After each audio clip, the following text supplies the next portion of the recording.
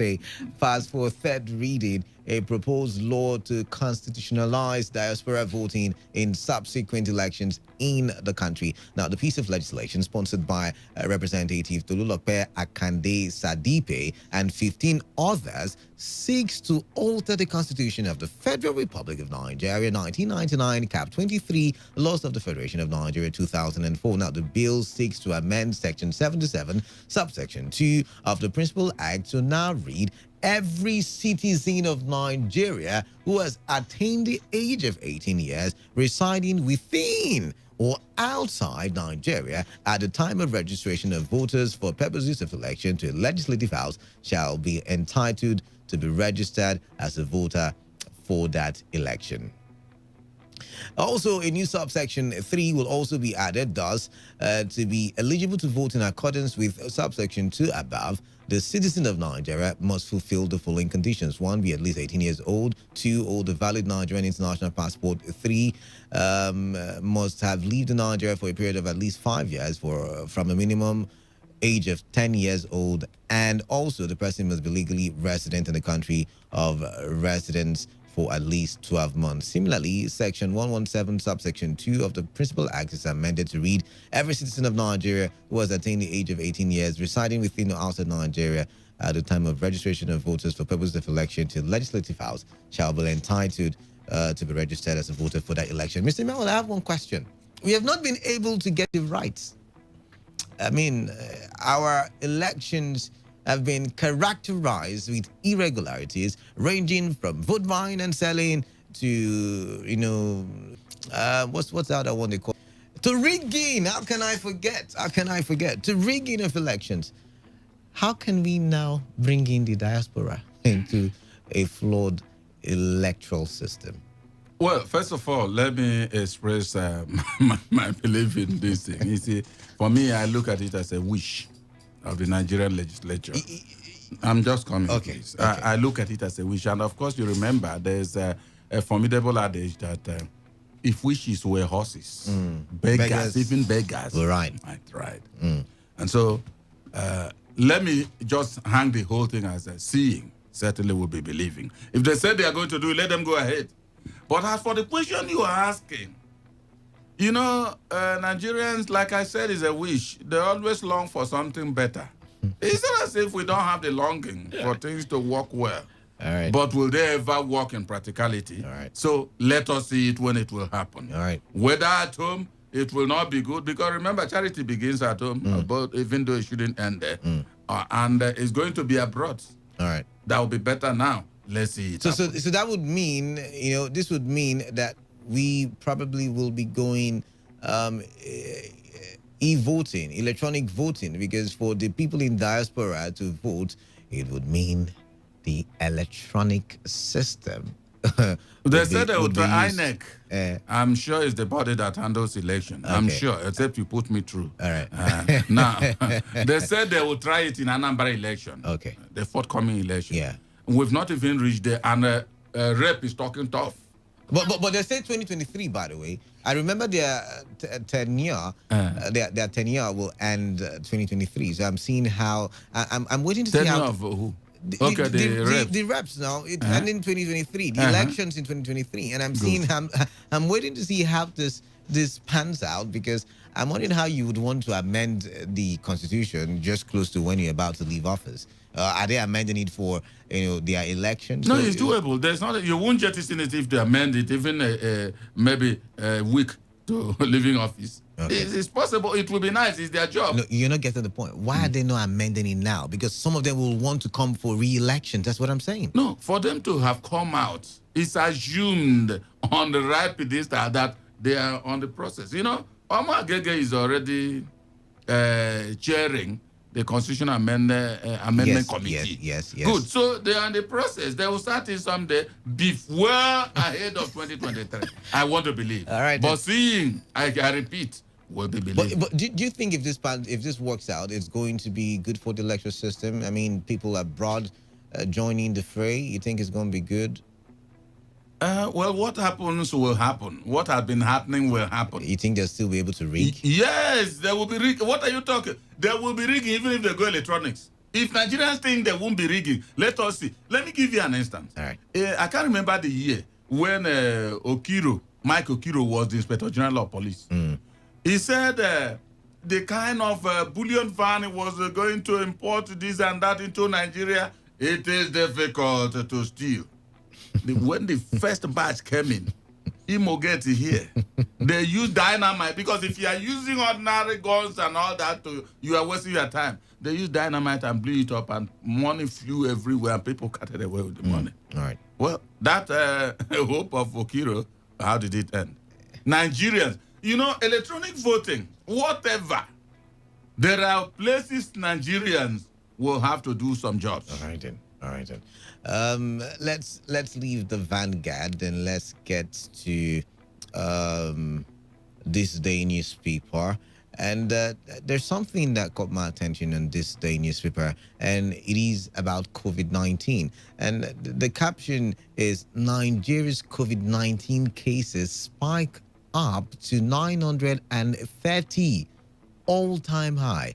Now, the report says with 930 confirmed cases of COVID-19 in a single day, Nigeria yesterday recorded its worst certified transmission of the deadly virus that has so far killed 1,200 people and infected a total of 75,062 since the first case was reported on February 28. Yesterday's figure beat that of December 11, which was at 796 certified cases and was the highest incidence of the virus in a day. Now, data from a website from February 28 to December 9 showed that the third highest single-day cases were recorded on July 1, with 790 people testing positive for COVID-19. So if we are going back to statistics like was had in the month of July, it only would mean that there is the possibility that we are going in for the second phase, the resurgence of COVID-19 to the point where there might be the shutdown of economic activities, the shutdown of activities generally, and the shout of palliatives left, right, center all over again. Can we afford that? Can we afford to go back into such a situation, given that Nigeria is grappling with its finances, it's struggling with recession? Can we afford to go back? And if no, how do we handle this spike in COVID-19 cases? Unfortunately, I'm not in government, but let me venture into that. There's never a time anybody will wish COVID to attack his nation. All right. And so even when it happened the first time, we were asking whether it will be able to afford that lockdown and all that, because our own economy is something predicated on everyday little jobs that will give us food. But it happened, and we were able to afford it. Because, see, until something happens, you will not be able to know. In my place, they say the newborn that has not known anything started talking nothing. In fact, as a burden to the parents, if you lie that newborn on the bed, if you just watch very carefully, you will see the newborn turning itself to lie well, the best position for itself. And so it goes with this COVID. If the second phase will come, if there will be a resurgence, Nigerians will manage. Because even in the first one, we managed. Some of the problem is that you remember when there was stealing of these palliatives. The governors accorded to maybe a lame excuse, but at least that's what they said. And it was for the second phase of the COVID. So they were already preparing for it. And they knew. I hope nobody is calling it to come back. But it is a surprise because it's Nigeria. We have been on maybe a favorable side on this issue of COVID. If you go to America, Britain and all that, you know exactly that others are seeing worse case scenario. I think they're about shutting down. That is it. They're shutting down certain And so certain shutdown aspects. will not end in Britain. but you see, we were not as affected as the Europeans or the Westerners, and so we had the luxury of precaution. Going by precautionary measures, and that's something that we've not really done here properly in Nigeria. Nobody wears the face mask anymore. Nobody uses the hand sanitizer anymore. People are seen in clusters, in large gatherings. Centers are holding a large number of people, and COVID-19 is even spreading without a lot of people knowing. They might be thinking it's malaria and typhoid, and they are going over the counter to get drugs. The point is, don't you think the attitude of the people is also detrimental to the economic growth, looking at COVID-19? Canada, COVID was not coming at any point in time to animals. It's to attack humans.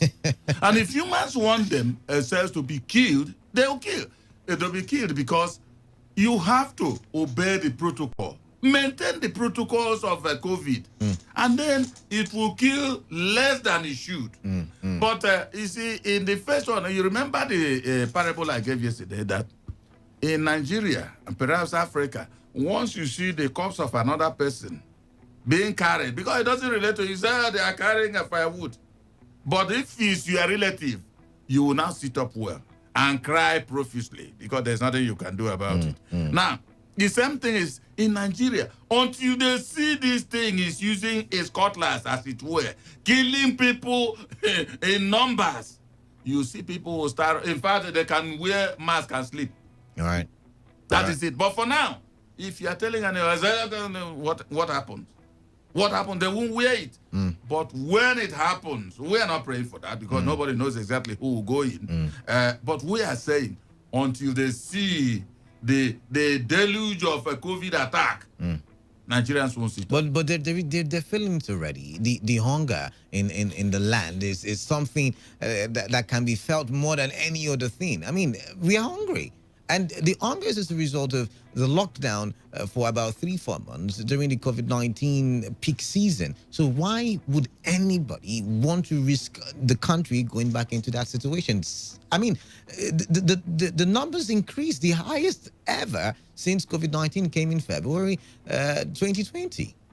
Kalada, there's nothing anybody can do. In Nigeria, until you see something that is coming to put his hand in your eyes, you don't act. Even government, that's the way they do. All right.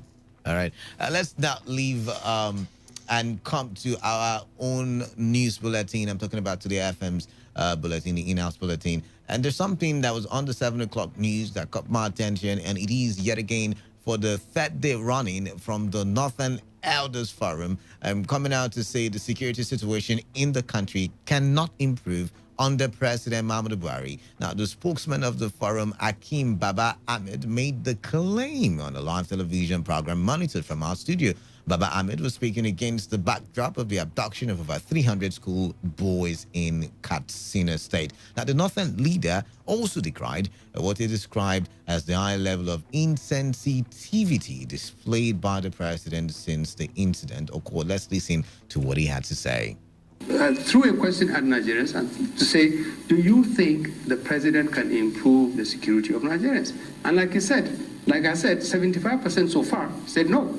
Which means now that there's overwhelming agreement that President Buhari cannot protect Nigerians. Now, do we see any sign that is going to change anything? Go back to the last 3-4 days. President Buhari lands in Daura, in his hometown, in Katsina State. The same day in the night, criminals came in and stole hundreds of our children. He was there in Daura. He didn't fly to Ankara where the incident took place. He had a helicopter, or he could have called for a helicopter. And look at the levels of insensitivity. A lot of people would have said to the president, please, sir, don't go to where the cows are. We know you are on holiday. We know you have cows. Please don't go there. And if he goes, make sure there are no photo opportunities. Nobody takes a photograph of him looking at his cows. I mean, what kind of people are handling the president's affairs? This level of insensitivity is unbelievable. Who is advising him? Why doesn't somebody say to him, sir, please go to Katsina, go to Ankara. You can be secured. What do you make of it? Northern Elders Forum not backing down anytime soon, and this time around, they are criticizing the body language or the insensitivity, as they put it, of the president. What's your take? Canada, you see, I go back to my parable. Another person's corpse is carried. You look at it as a faggot. But as soon as it's your relative, you cry. That is it. You know, the North has been every time very sentimental that no, it's one of our own. You remember exactly what happened when Yaradua left this country and stayed for unduly a long time. And Jonathan was like in limbo. Nobody, because they didn't want him to step into the shoes of Yaradua. And it took maybe a galvanized, whether Senate or what, to finally do that as a deputy, to complete that time that Yaradua couldn't come. Now, it's not the make of Jonathan or any other Southerner. Now, the North is finding out that this thing is not the way to go. This is our brother, according to them, is not doing what you happen. And if we continue, like if you ask us whether there will be an improvement, we are not seeing any. They are becoming very pessimistic about his approach to governance and security. But I tell you, this is not a time to get such a pessimistic view. I think they should also, it is always good to make your own contribution, where you can now depend and say, I said this. All right. You remember yesterday I said the Northern Elders should have given us the kind of advice they have given to the president. So that Emmanuel Dukas, I'm talking now, stand firm to say, yes, President Buhari should have acted on this. I think that yesterday they said that they should give youths the opportunity to join. Youths from the north to join the security apparatus. Which kind of security, please? Army. The army. Are they not the people that are everywhere in the army? But what I'm only saying is that, for me, that man said the right thing. All right then. Because situations in security is very, very bad. However, let the security the North know that insecurity is everywhere in the country. But it's only that this brand took it a notch higher. All right. To take children over 300. I don't know. Kalada, let's look at this. They came with a motorcycle. I think that's what they said. They said motorcycle, and then I think one of the students who escaped said there were buses as well. They packed all of them in the buses and and all the way. So all these police checkpoints, as we have them here, they are not there, and they allow the whole thing. They took them. They said, according to the governor, they are in Zamfara. How did they get to Zamfara? That's another question. That is what I'm saying. There are things hidden here that we do not know. Okay. And it's only government also that can tell us. All right. They are the people that are gathering intelligence. But really, I'm wondering how the government was able to know that they are in Zamfara. Were they escorting them to Zamfara? No, they are meeting with the bandits. And the bandits will now tell them their location? Of course. No. They say in Zamfara forest. Is it only one forest that is in Zamfara? But I find that to be a fairy tale, because moving from Katsina by foot, through the forest to Zamfara should be a long journey. Yesterday was Wednesday, abduction was Friday. It should be. It's too short a period of time. It should be a longer journey as far as I'm concerned. That's one. Two. If they were not moving by foot and they were moving, with vehicles, whichever kind, they would have been spotted by security agents. So what are we saying? All right. Kalada, yes, security agents, where were they? See, this will take many hours before they finish the operation. Okay. But nobody chastised them. Nobody intervened. Oh, it's unfortunate. It's unfortunate. But we have to go for a break. And after the break, the news updates at 9. And when we come back, conversations will continue. We would kickstart opinion poll proper. And we will be looking at two interesting topics. At the national level, Falana is in the news talking about why there is a need to negotiate. You know how government officials have come out recently to say the unity of Nigeria is non-negotiable, and Falana is not agreeing on that one. And there is another conversation of how zoning is inevitable until Nigeria is restructured. These and many other conversations we will be having here on Today 95.1 FM. You want to stay tuned.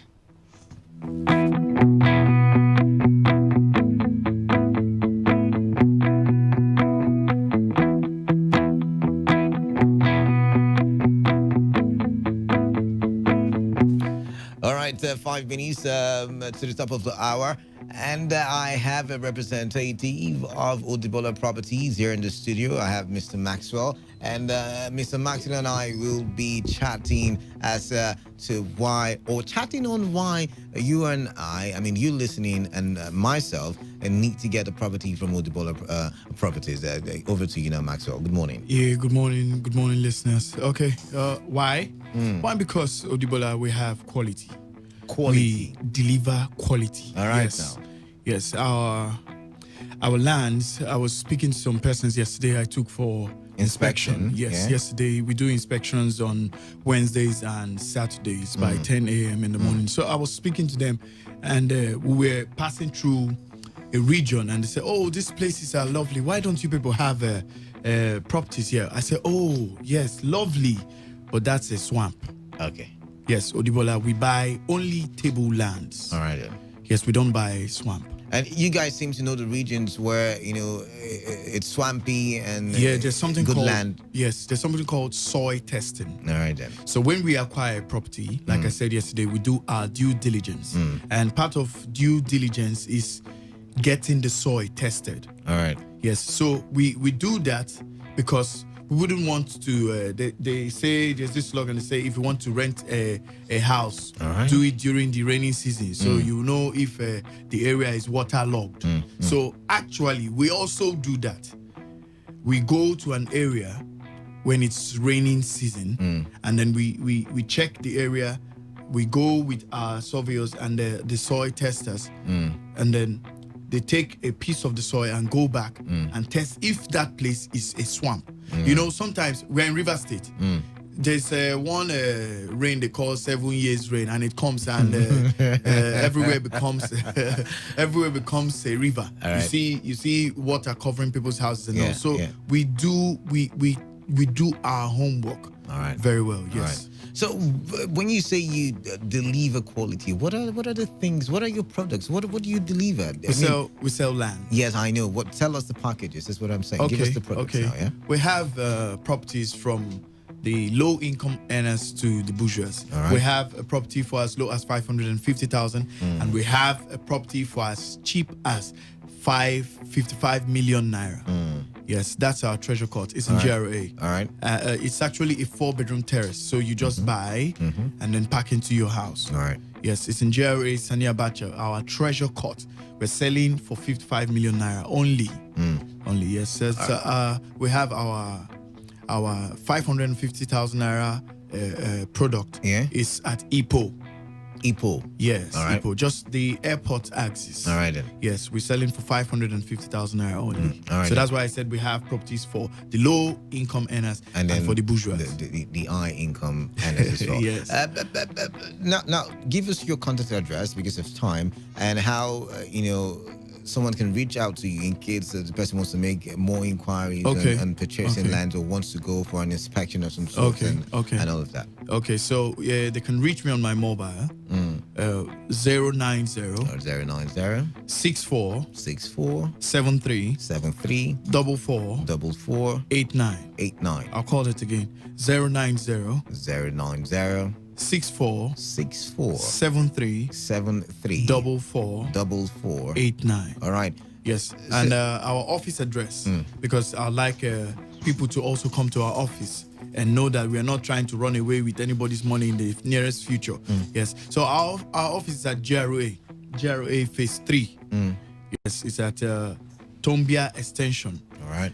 Nyemweli, NO Inserim layout. All right. Yes, just like I said yesterday, I want to give a proper description. So the best route to the office is through Ikwere Road because of the constructions going on in the state. Of course, yeah. So through Ikwere Road, you stop at Civic Center after Chinda, and then the Royal House of Grace Church. It's a very popular church. Royal House of Grace, that road, after the Liverpool Hotel, the next street is Nyemweli, NO Inserim layout. Right. And when you get there, you ask the security personnel, tell them you want to go to Odibola House, and they bring you to our office. All right then. So yet again, what is that one thing you would say to that person who has the money to purchase but has been skeptical, has been a doubting Thomas, so to say? What is that word for the person? What's that encouragement to you give the person right about now? Well, I would say, first of all, we talked about quality. Yeah. Yes, we deliver quality. Yeah. And remember our slogan. We say, do business with us. Okay. And go to sleep. All right. Yes. So they should come do business with you. Yes. And go to sleep. Just can we call the number one more time? So this, because I feel a lot of people want to reach out to you right about now. So can we call the number one more time? 090. All right. 64 64 73 74 44 89. 89. Let me do that again. Yes, please. 090 64 64 73 73 44 89. All right, then. Thank you very much, Maxwell from Odibola Properties, for coming in with this wonderful information. Do business with Odibola and go to sleep. All right, then. It's time for the news updates.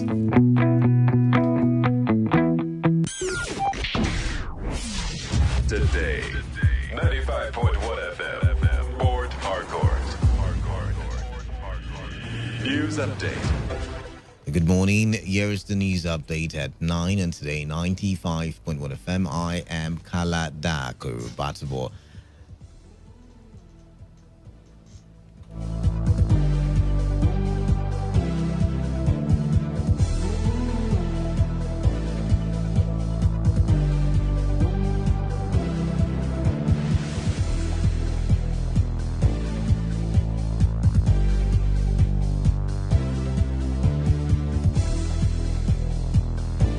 The House of Representatives has asked the federal government to extend the deadline for the provision of national identification number by telecommunication service subscribers to 10 weeks. The House at the plenary described the 2 weeks given to SIM card users by the Nigerian Communications Commission to provide their NIN to service providers as grossly inadequate. The minority leader, Indudu Elumelu, had moved a motion of urgent public importance to demand more time.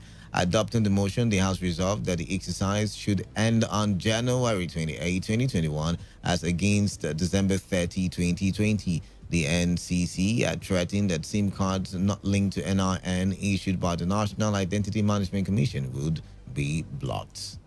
The Christian Association of Nigeria is calling for the closure of boarding facilities in all private and government schools in the northern part of the country. Can also advise the federal government to direct the Nigerian Security and Civil Defense Corps to provide protection for schools and colleges nationwide, especially in the areas where security appears compromised. Describing the abduction of 333 students in Katsina State as another tragic chapter in the history of the country, Khan said the criminals operate in Nigeria with impunity as if the security agencies are on holiday. According to Khan, the daring posture of the criminals on the day President Muhammadu Buhari touched down Katsina State has sent a strong message to him that the security architecture of Nigeria has been compromised under his watch. The president of Khan, Samson Ayakunle, stated these in a statement by Special Assistant on Media and Communications Adebayo Oladeji. The new interim administrator of the Niger Delta Development Commission, Effiong Akwa, says the commission will redeem its image and foster more collaboration with state governments in the Niger Delta region. Akwa made the declaration at the fourth meeting of the National Council on Niger Delta in Port Harcourt. He stated that the NDDC would do its best to strengthen the relationship between the Commission and the governments of the Niger Delta to make them partners and not competitors. The new NDDC boss underlined the need for collaboration with critical stakeholders to drive the process of development in the Niger Delta region. On our part, the Rivers State Deputy Governor, Ipalibo Aribanigo, who was also at the event, said the region needs political will and commitment to drive the development plans for the Niger Delta region. She lamented that the Niger Delta Regional Development Master Plan remained largely unimplemented to this date, decrying what she termed as the increasing rate of abandoned projects in the Niger Delta, which she blamed on the frequent changes in leadership of the NDDC and poor monitoring of projects. On the foreign scene now, police in Malawi's eastern city of Zumba have arrested the commissioner of the electoral body for not giving way to a presidential convoy. Police accuse Linde Kunje of refusing to obey a directive to pull over for President Lazarus Chakawera's convoy which was traveling in the opposite direction. Kunje's car was being driven by a driver, and the car only moved to the side when President Chakawara's car was close. Kunje is serving the second term as a commissioner of the electoral body and was part of the team that presided over the 2019 presidential elections that were later nullified by the country's Supreme Court over irregularities. Commissioners of the Malawi Electoral Commission are appointed on recommendation of political parties in parliament. Kunje was retained to a role on recommendation of the former ruling Democratic Progressive Party.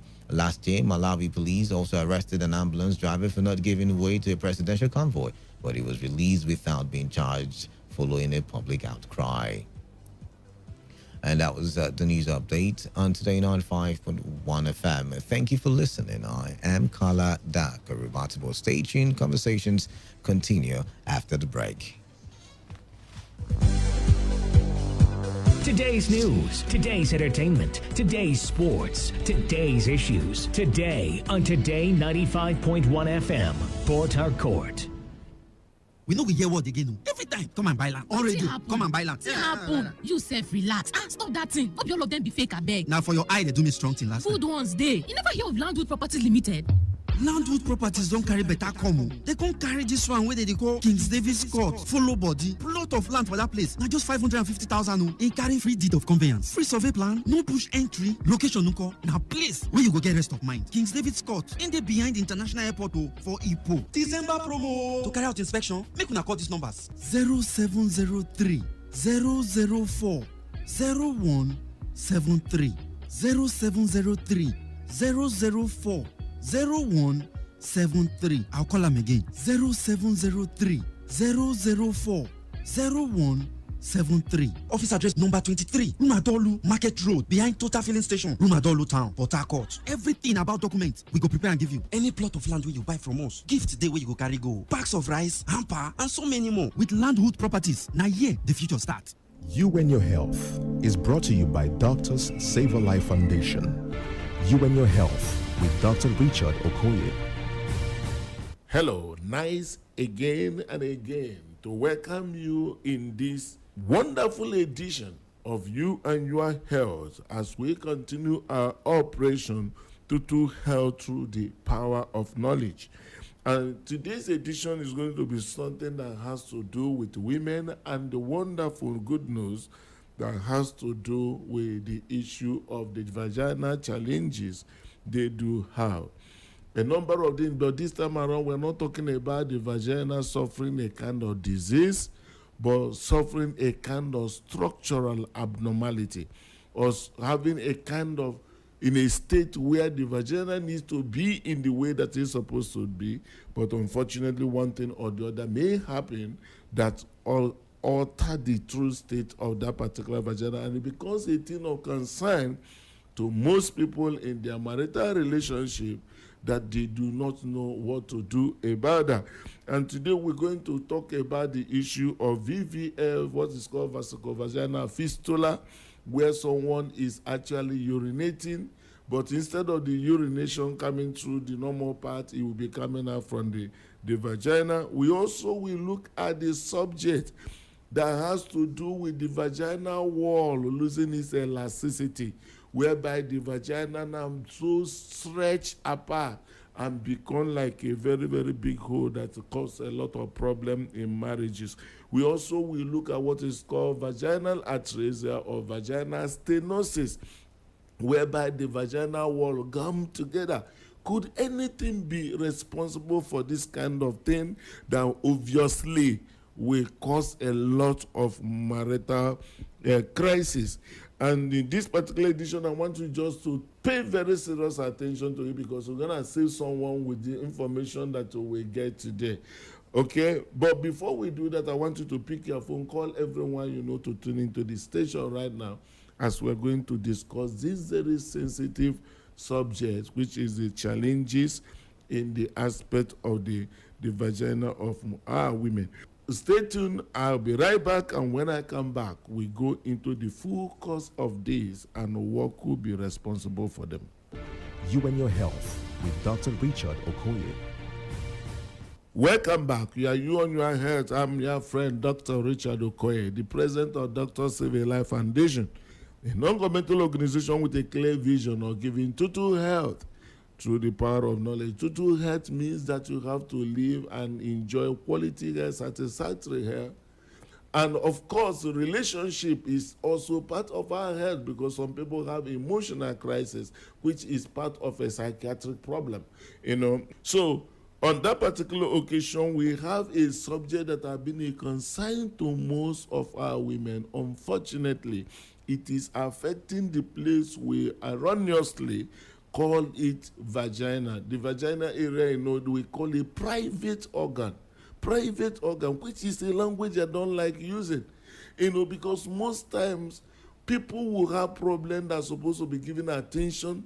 Because of the privatization of that region and privatization of the diseases associated with them, they will not open up until the worst happens, okay? But did you know that God told me why he left Adam and Eve naked? I don't know whether you want to hear, but I will tell you. He told me why he left Adam and Eve naked on creation. He left them naked so that if there is any problem around that region, he can see on time and give it attention early. But that is just a fact, to be able to. But since we come up with this issue of privatization and all that, things that are supposed to be given attention. A man will have a problem of gonorrhea, he will cover it. A woman will have a problem of gonorrhea, a lot of things, he will cover it. By the time it causes infertility, they will start biting devil. And that's why we're going to look at this as part of the body, and not just because of the impression of being one private and privatization of those diseases we talk about. There's something that happened to our women. Unfortunately, if you get to notice, a misery because of the issue of childbearing. And when doctors will recommend, you have to go for cesarean section. Some people will say, it is not my portion. I must deliver like a Hebrew woman. But let me tell you, there's a particular condition that a baby can be with the relationship with the mother's birth canal. That very baby will not be able to come out. It's a problem that is called cephalopelvic disproportion. Don't mind about the big grammar.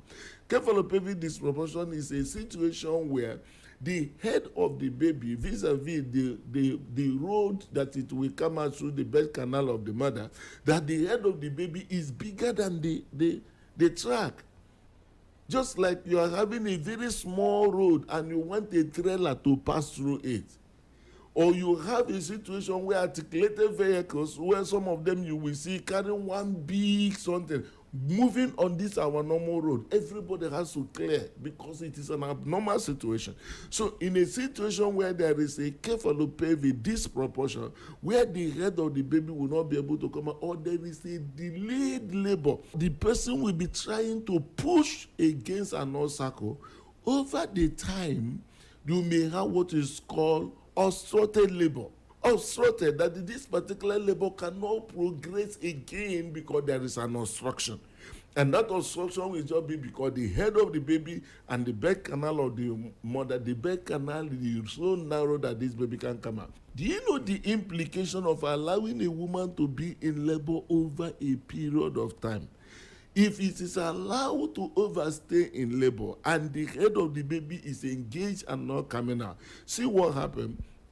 Because of the head of the baby pressing on the wall of the vagina over time and also on the bladder, what will happen is that even if after staying you deliver the baby by cesarean section, or you say, okay, the person push and all that, that particular place that the head has stayed over time will lose blood supply, and some days the person has delivered no problem, but about 1-2 weeks after the delivery, that very portion will decay and the hole will now be connected between the bladder and the vagina. So instead of the person being in position to urinate freely, he will now begin to urinate into the vagina, and the thing will come and he will not have control.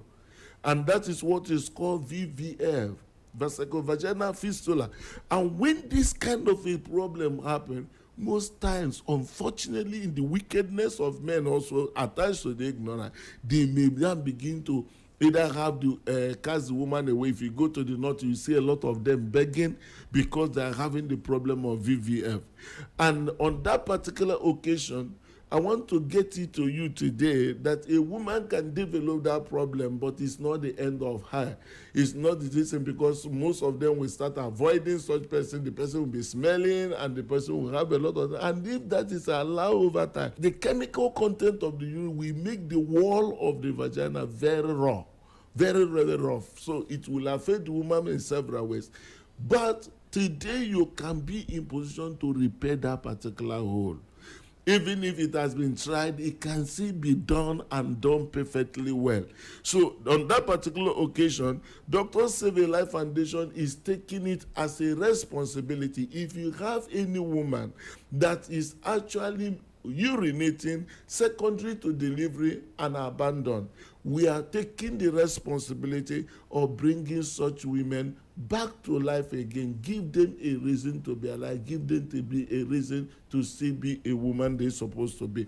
All right? Now, stay tuned. I'll be right back. And when I come back, we will be able to look at another problem of the vagina, and that has to do with the issue of overstretching of the wall following the loss of elasticity of this very wall. That the after delivery, some that will receive a episiotomy, some by mission or commission, lifestyle and whatever in the past, the vagina will now be like a borehole, and unfortunately is causing a lot of problem in the marriages. Is there anything can be done about it?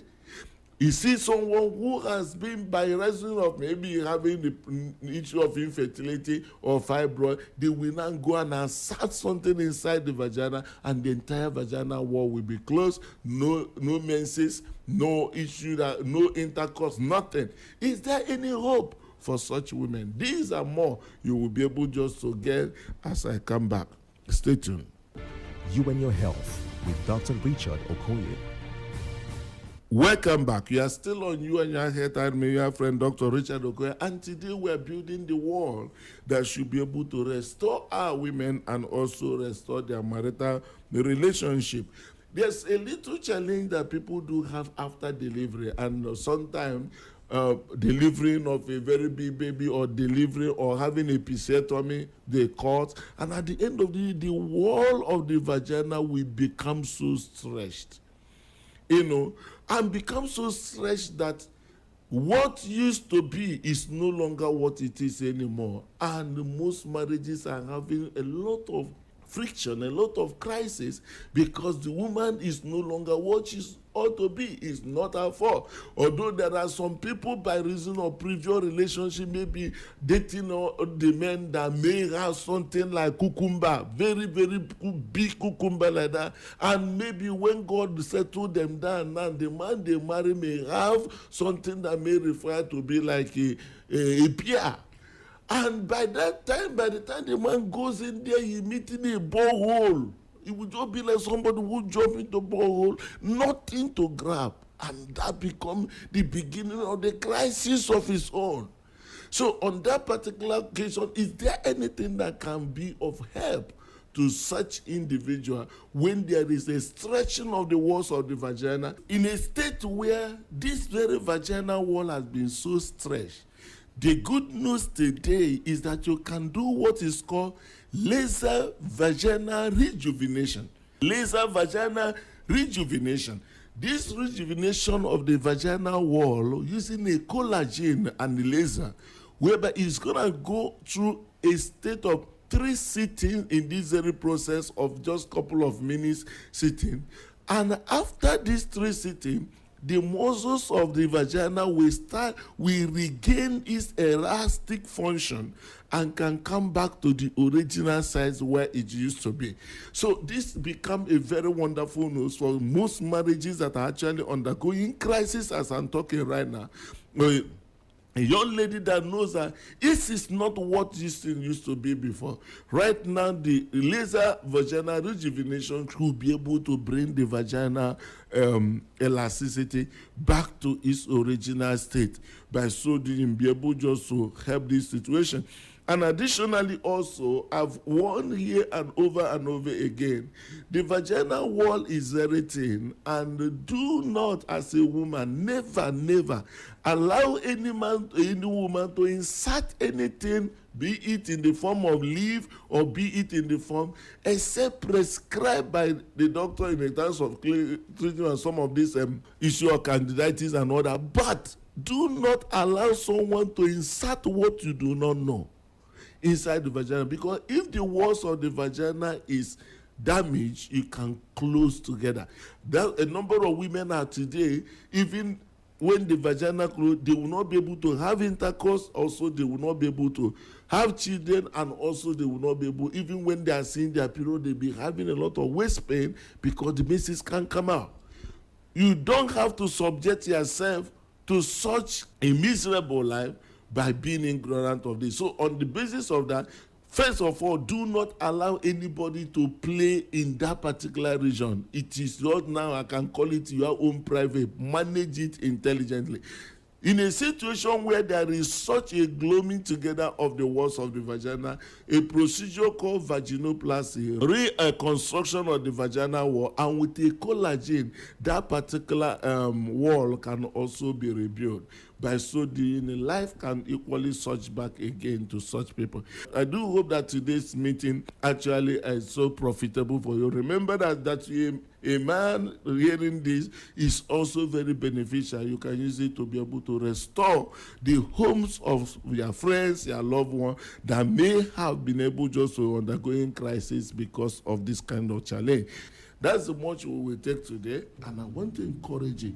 Don't forget, this very program is meant to spread across African countries. You can contribute to that by calling 070 44 000 138 or 070 44 000 139 or 070 44 000 140. God bless you as you share this very knowledge to everyone. God bless you. I remain your friend, Dr. Richard Okoye, the president of Dr. Save a Life Foundation. I come back again to you in another fashion to be able to build total health for our people through the power of knowledge. See you again.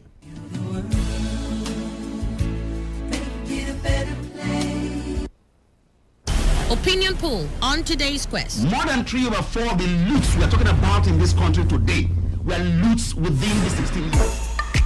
Here is a great opportunity to sample all our opinions on the issues raised. Amin Potakat says the PDP is trying to divert our attention because Nigerian funds was looted by the PDP. Melody in Uniport says Madam Jonah is yet to come in terms of the fact that her tenure has expired. Annie, please tell him that investigation is not what you make public until the final stage. Send your opinion to us on Facebook, www.facebook.com/Today95.1fm, or on Twitter @TodayFM951. You can also sample your opinions with us on WhatsApp or on our SMS portal using the numbers 070-1933-9962. Opinion poll on today's quest. More than 3 over 4 of the loots we are talking about in this country today were loots within the 16 years. Here is a great opportunity to sample all our opinions on the issues raised. Amin Potakat says the PDP is trying to divert our attention because Nigerian funds was looted by the PDP. Melody in Uniport says Madam Jonah is yet to come in terms of the fact that her tenure has expired. Annie, please tell him that investigation is not what you make public until the final stage. Send your opinion to us on Facebook, www.facebook.com/Today95.1fm, or on Twitter @TodayFM951. You can also sample your opinions with us on WhatsApp or on our SMS portal using the numbers 070-1933-9962.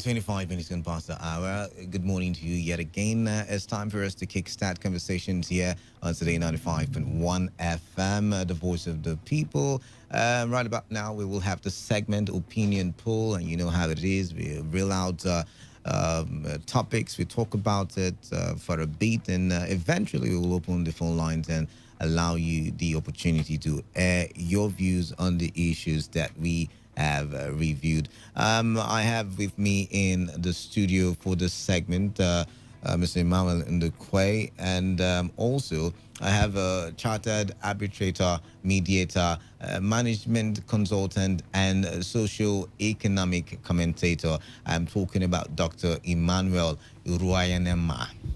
I keep making that mistake. Good morning to you. Good morning. Good morning to our listeners. All right. Let's dive straight into the conversations, like I would always say. We will start with Femi Falana, who has come out to say that it is a gross misnomer to say Nigeria's unity not negotiable. Now, according to the Cable online publication, Femi Falana, a senior advocate of Nigeria, says those who say Nigeria's unity is non-negotiable are wrong, and this is his reason.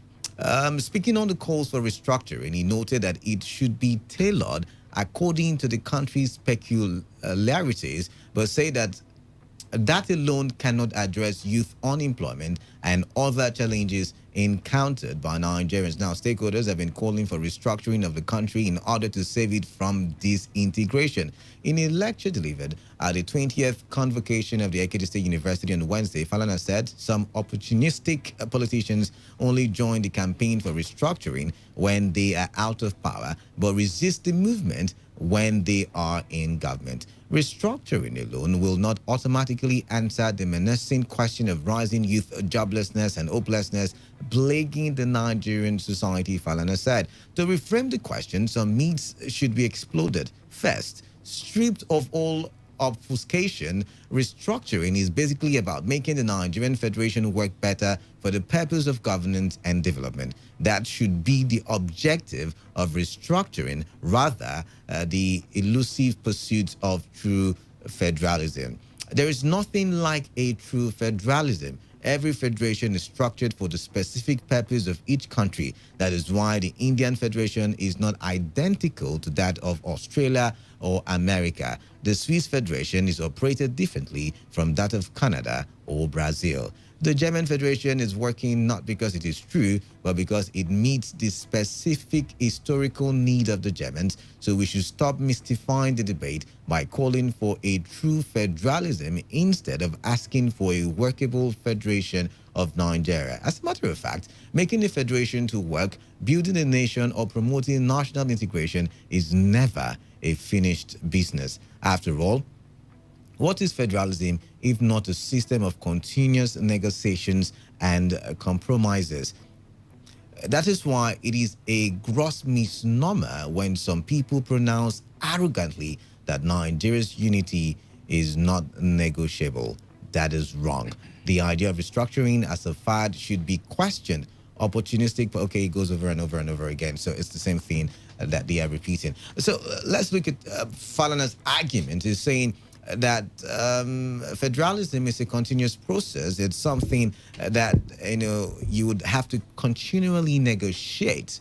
So the South would have to continually negotiate with the North, the Southeast with the South. There has to be the continuous negotiations. But in recent times, we've seen officers of various government positions come out to say the unity of Nigeria is non-negotiable. So which is it? Which is it for us now? Non-negotiable or a continuous negotiating process? Let's start with you now, Mr. Mao. Well, that is the position, it has always been, the position of Nigeria, Nigerian authorities, especially the president who swore to maintain the unity of Nigeria. I have never seen any of them talk about the negotiability of Nigeria Federation or unity. But for me, I think the unity of Nigeria can be negotiated. In other words, it's negotiable. All right. Yes, because there's nothing that happens on this earth that is not negotiable, except what nature, in terms of God, has done. You talk about death, the way you were created, all such stuff. Certainly, you have no business in changing them. Whatever you are given, you take.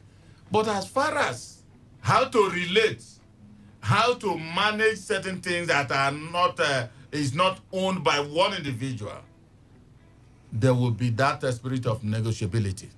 Yes, because if you don't, you can't enthrone equity and justice. All right then. So, in terms of true federalism or not true federalism, I have asked personally, I have always kicked against that because I don't know. There's no false federalism. All right. So if you bring that suffix true, I certainly jettison it. Well, it is either you are talking about federalism or you are not talking about federalism. All right. Now, I have also said, even though I disagree that we don't have democracy in Nigeria. Okay. Now, what I look at as something we have is a system of government we have is a civilian administration. Yes, that's what I say. But within that civilian administration, if we want to say that it's a democracy, as we always say, yes, that democracy must mirror the peculiarity of Nigeria. And that is why I said I don't like copy and paste, which we always embark on. Every minute, somebody will tell you in America. In Singapore. Is here America? Is here America? All right. Is it Singapore? Is it UK? There are certain things that nature has endowed in Nigeria that you can't change. And so when you are talking about American democracy, yes, it must mirror exactly the essence of American people, the peculiarities. And that is why it's working out for them. But in Nigeria, when we are looking for a way to operate like the United States of America, for instance, there's no way it will be possible. All right. So I agree with Falana on that. I also agree that the negotiability of Nigerians' unity is indeed possible. All right. Because, let me give critical examples. Across the world, the Yugoslavia, it was one country. And the Balkans, all of them were Yugoslavia. You had, in the Far East, you also had the Czechoslovakia. Now into two, Slovak Republic and Czech Republic. Now talk about the mother of all, the Soviet Union. It was a block of nations, but today, they have gone different ways. Canada, they've not paled into oblivion because they left the Soviet Union, that umbrella union. All of them, however, are just trudging to make sure that they exist as nations, and they're existing with the behemoth remaining of that as Russia. But even with that massive nature of Russia and all that, the smaller ones are existing. All right. So if it happens in Nigeria that everything is arranged in the way it should be, with peculiarities observed, essence of equity will be enthroned, justice will be enthroned, and then there will be peace. But because I have come to realize that where there is no justice and peace, all right, justice and equity, you can't maintain peace. All right, let's get to hear from you, Dr. Emmanuel. First is the fact that Falana is a lawyer and indeed an activist, a rights activist. To that extent, I do not expect less from him than to argue that the concept of indisability in the way he has done. I agree to a large extent. Coming from that angle,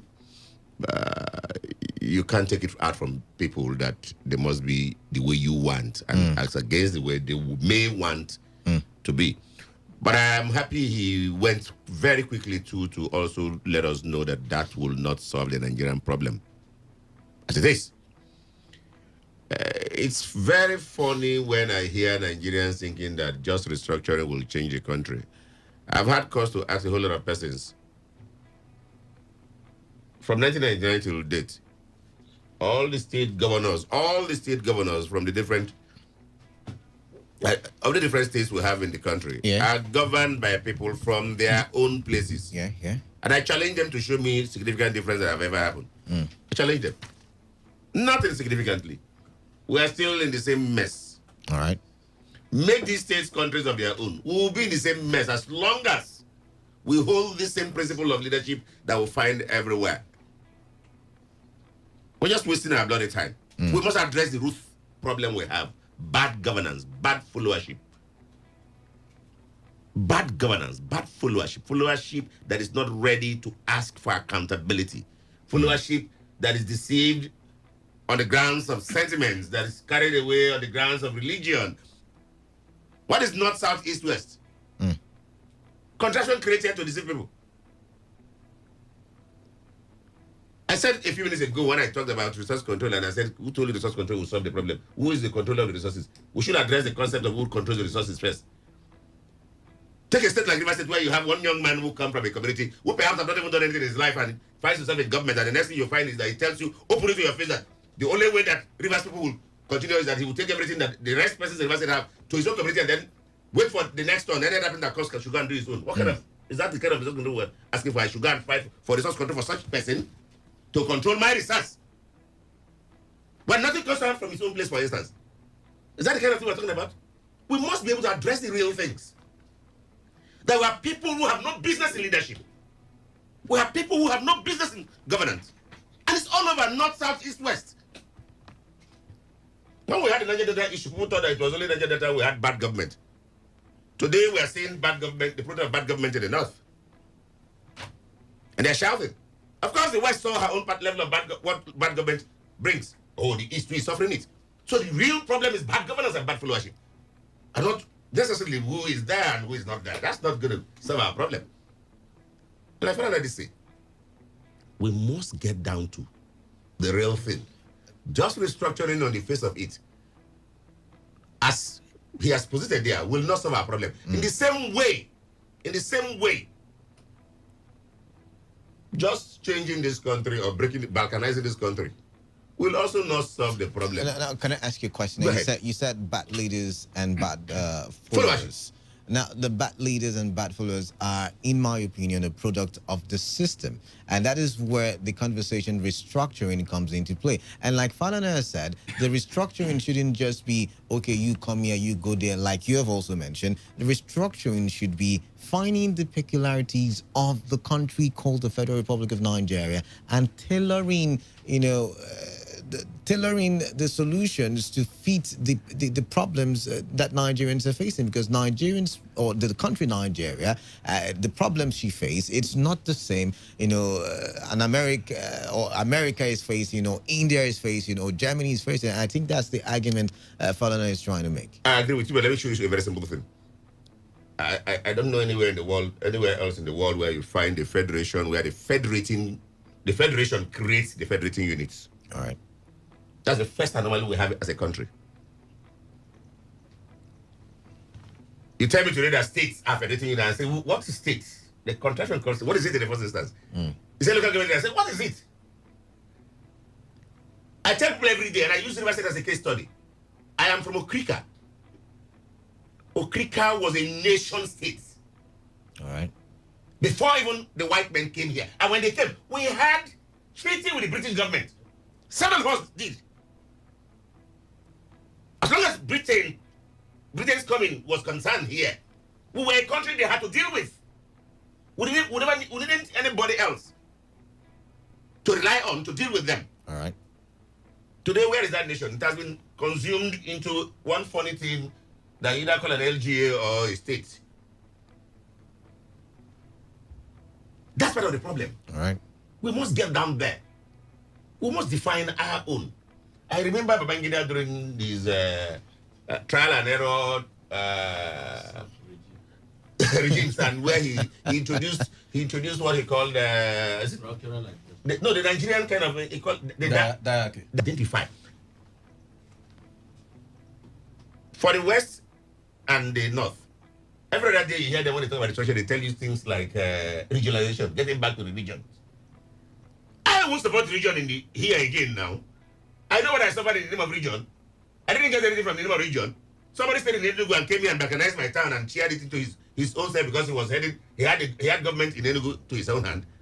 That's the kind of challenges I had then. So if you tell me to go back to the region, I will tell you never again will I dare that. All right. Because the real thing is missing. It's missing. And like I said here you come, you hear people talking about resource control, and I tell them resource control. Who is going to control the resource? And I keep saying this. Who will control the resource? Is it a man whose community cannot, or is not contributing anything to River State, for instance, and that finds himself in position of government, and all he needs to do now, in the guise of resource control, is to take whatever belongs to all of us, and then take to his own community and tell us that until somebody else comes from maybe our own place, he has to do what he needs to do to our office, or come openly to tell us, like he always does. Is that the kind of thing you want me to go and support in the name of resource control? All right. We must be able to address the fundamentals. If you want a Nigeria, first and foremost, the followership must demand for real accountability. If you want a Nigeria that we are all dreaming of, we must begin to choose the kind of persons we can actually hold. The system does not do any magic. All right. It is the people that run the system. This is one country where you have virtually beautiful laws, right, left, and center. In fact, I challenge any other country in the world to show me if they have better laws than we have in this country. But then you ask yourself, why has these laws not worked? The persons working around the law, the people that have created that problem. All right then. Let's get to another guest in the studio. I'm talking about Ama Opusani Bobo Brown, Managing Consultant and CEO, Grain Consulting. Good morning to you. Thank you. So we're talking about Falana's statement where it said that the comments by certain government officers saying that the unity of Nigeria is non-negotiable is wrong. And he has said that restructuring is not enough, that if we must restructure, then we should tailor the restructuring according to the peculiarities, of the country called the Federal Republic of Nigeria. First, I would like to, get your take on this statement by Falana. There is no take to get on it. He has said his mind, and he understands what he's looking at. His perspective is to say that, just like my brother Emma Ryaname has been saying, just to say restructuring is simplistic. It's oversimplifying the problem of Nigeria. It's not even understanding the problem. We cannot say, I read something by the eminent People's Forum, eminent Nigerian Forum, which people like Senator, the man from Plateau State, who was Senate majority in Obasanjo's time. He signed as chairman of the group. And one of the arguments they made brings up the issue of restructuring, right? They say Nigeria's problem now has become unmanageable. So the way to manage it is to restructure. And my question is, if somebody has an old house, and by the way, they added that we'll go back to the 1963, 60-63 Constitution. And I asked a question. I did an open letter, which was published in the press. I asked the question, if somebody has moved from an old house to a new house, which he built himself, despite the problems associated with the new house, he suddenly has constipation, gastroenteritis. Instead of treating the problem, the gastroenteritis, you say to him the solution is to go back to his old house and sleep. It sounds stupid, right? We are suffering from political gastroenteritis in Nigeria, not because of the old structure, not because of the new structure, but because certain things in the system, as Emma Iroyanama has said, have been allowed, have opened themselves to abuse. And unless you address the abuse, you cannot get it right. One of the key things where I disagree with him, or I want to give more focus to at least sharpen our discussion on the focus of the real problem. Yeah. I agree with him that restructuring is not clear to us what it means. Resource control is not our answer because nobody has told us, like he said, who will control the resources. But the real issue is not who will control. That's where we get into mystifications. It's like some people are good for us, others are bad. It is like if we get angels to run our government, we will all be happy ever after. Well, the bad news is that in every country, angels don't come to run it. And in the case of Nigeria, angels, even if angels come down, they'll be corrupted if the system stays the way it is. All right, now. So we need to address the system. And what is the problem with the system? It's not, as Emma said, even though it's an existential possibility, that people who come from certain areas, we've been touting the issue of rotation of leadership. They will tell you, wait, when it is your own turn. That is not the problem. The problem is who are the resources of the state or the local government or the federation meant to serve. If we address that question and critically reach an agreement on who the resources of our states at local government, state, and federal level should serve, what it should help us achieve as a nation, then it doesn't matter. Who comes to run it will become a secondary concern. All right. Because we will then be sure that anybody who is running the state, and again, like he mentioned, which is very critical, all right, that we must have a conscientious followership. A followership that says, no, this is not what we agreed. You cannot do this. I was elected from what I learned about what happened between 2016 and 2020 in America. Hillary Clinton ran for election, and the American people felt a little uneasy with her antecedents, but the Electoral College system saw to it that the areas where the Democrats failed to make definite commitments, they lost in those swings, what became known as swing states of Georgia, Arizona, Pennsylvania, and so on. Now, what I learned was her decision after she lost the election.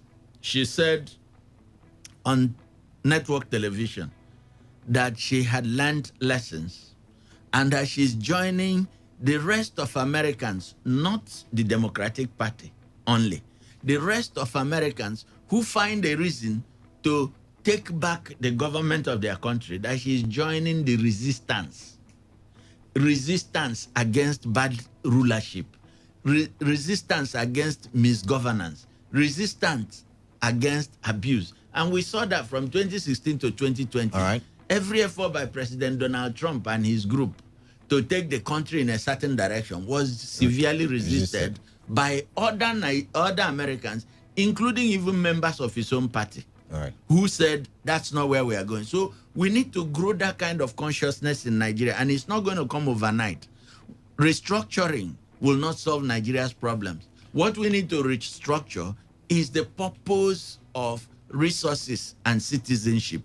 What should the resources be used to achieve for Nigerian citizens? How can Nigerian citizens, other than their political elite, achieve their own aspirations? Today, the problem of Nigeria is that 90% of our resources are dedicated to servicing the interest of 0.1% of our political elite. And that is what is creating crisis. If I understand you very well, you're saying that the solution, the restructuring that we should do is the kind of restructuring where everybody benefits from the natural resource that is embedded in our soil. Not just natural. Natural, human, environmental. Okay. All the resources of a people must be put into the basket. All right. And we must use it to build. I love what my brother Emma Ryan said. Before 1914, when the British began their unsolicited effort to engineer a country called Nigeria into being, but it was historically necessary for them in terms of their search for markets. They needed something big in Africa to rival India in Asia. They had captured India, and it was such a huge and successful market for them. And they needed an equivalent down here, which was a shorter distance for them to cover. So they tried welding African communities together into countries that didn't exist before. Now, what he said, what Emma said is that before now, Okrika, Kalabari, all these communities had local governance. Just a minute, sir. And they were doing just fine. Why were they doing fine? The city-states were competitive. They were struggling to find employment for their people, meet the aspirations of their people. They didn't want to be substandard or have citizens who were slaves. Now, if you come to Nigeria, that argument has been missing. In 1946 to 1966, we had a semblance of an attempt under the regional system to generate internal competition, so that as a result of the competition, regions found themselves trying to outdo each other in terms of development initiatives. But unfortunately, ethnicity, the factor of ethnicity, colorized the process of social, the integration of people. Some in the West, it was the Yorubas who had preeminence. In the North, the Fulani had preeminence over the Hausa and other minority tribes. In the East, the Igbo had preeminence. This created tensions. So where we need to go now is to say, rather than talk about the big boys, we should talk about all the ethnic groups in Nigeria, because they really had the organic components of the Nigerian Federation, not the states, not the local government. We need to agree on what the resources around them in terms of human, environmental, and natural resources that are available can help them achieve as a people. When all of us are productive, I keep saying, when all of us are productive and contributing to a national buffet of opportunities and objective achievement, there will be happiness all over the place. In fact, we will be fighting to keep Nigeria and making it grow bigger. The movement across the world is that countries are beginning to see others want to join them. In the US, people around them are wanting to join the United States because it's successful. But since Trump came, nobody wants to join the US anymore. All right, let me pause you there so we can, because we're short of time. Yeah. Mr. Manuel, now over to you. What do you think will be the right restructuring, so to say, for Nigeria? Because I feel like everybody in the studios agreed that restructuring is not enough, the kind of restructuring that everybody has been talking about. But how do we then restructure? What can restructuring to our peculiarity mean in the context of our conversation?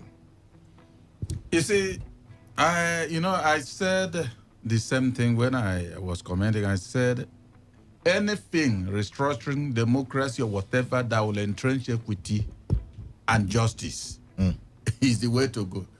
Not the, see, I believe, quite frankly, that all the states, let's go by state, in the country can take care of themselves in terms of resources. But the fact remains that the oil has brought lethargy, has brought laziness to Nigerians. And as a result, everybody wants oil money. And that is why when you say, let us restructure, the North will come out and kick against it. The North doesn't know that if there's this restructuring, that it stands to even gain more for itself.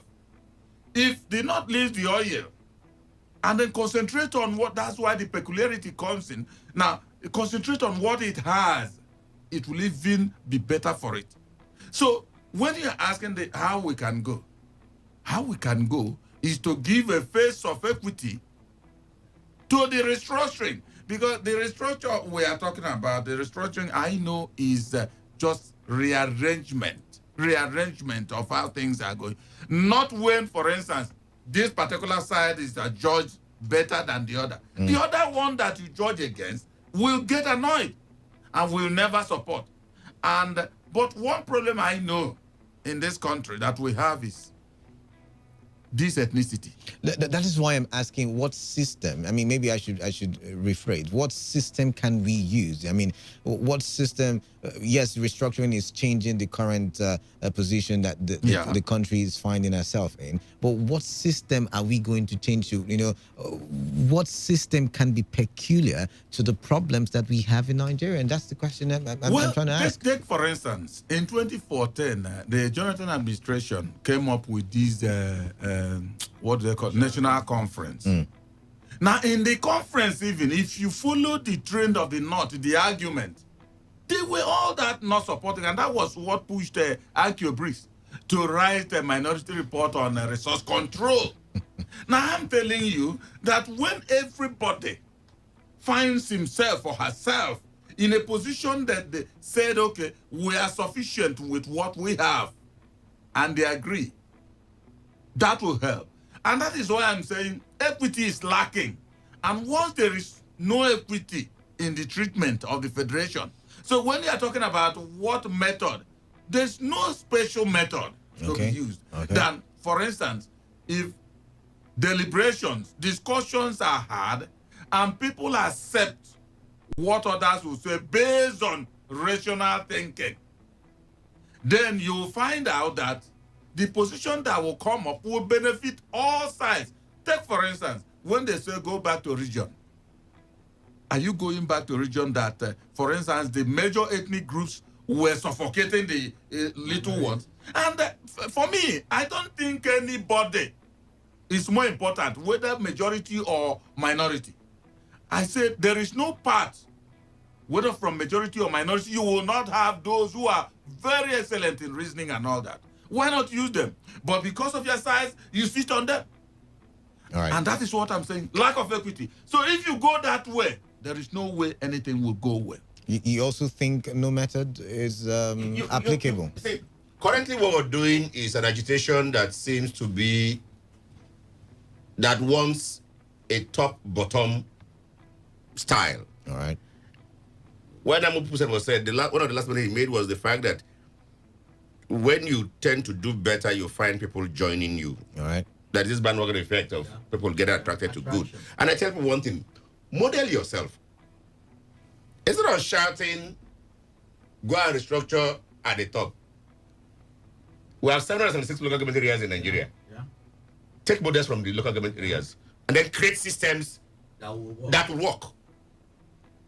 And if you are able to push to getting half of Nigerian local government areas or to turn of Nigerian local government doing things that are working, they have way of sharing power, they have way of managing resources, and people are seeing that it is working. Creating and managing of course, that's what gives the so-called states. All the persons who call states, they all come from such local government areas. So they'll find a model that they can use at the state level. At the so-called presidency, they'll find a way that they could also adapt at the national level. And I challenge them, let's for once leave this, start from up, down. Let's start from down. All right. And begin to go up. That's the final system for me. So that's the system you're saying. So we should have each state or each local government, from the existing structure. That's what. See, because you're getting to creating the real thing we had all thought of. Say, okay, let's go back to Cricket Nation, a Calabari Nation, and the rest of them. It's a longer process. But we can build that same philosophy into the local government that are there now. So that would mean financial autonomy for the local government. Of course, that's part of it. Before you get to listen now, see, you want to, and that's why I say resource control is good. Yeah. And I raised the question of, given the present system you have today, when the resource comes, as it were, who does the control? Now, Amapu did mention something. He said, look, let's leave the control thing, and then let's look at for what will the resource be used for? And so we're defining who will the resource serve. So we're defining at the local government area, for instance, okay, we are getting 1 million naira. We have 21 interests in our local government, for instance. And so for this 1 million naira, let's design a structure to serve this 21 supposed interest in this local government area. Local government area 2 has 30 interest points. And what I'm calling the interest points now are the people. The component units. And if you're able to design that at those levels, if you're asking for more from the center, you know what you're doing. It's just going to be That's what the base is. So it goes. And people will begin to get that real impact. I can tell you, the very day, given the present structure, the very day the local government system works, Nigeria has begun to work. All right, then. We will have to go for the news update. Okay. Hold that thought. When we return, conversations will continue. Stay tuned to Today 95.1 FM.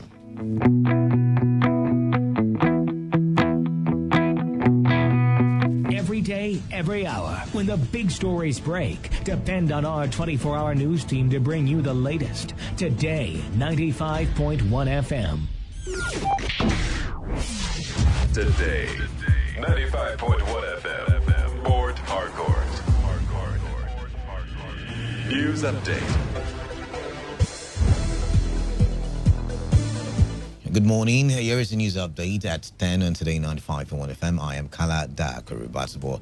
The Minister of Health, Osage Hanire, said that Nigerians should expect to receive the COVID-19 vaccine by the end of January 2021. He stated this during the Federal Executive Council meeting at the Council Chamber of the State House, Abuja, presided over by Vice President Yemi Osinbajo. President Muhammadu Buhari, who is currently in his hometown, Dwara, in Katsina State, joined the meeting virtually. Hanire stated that a technical working group in the Ministry of Health is working on which vaccine will best suit Nigeria.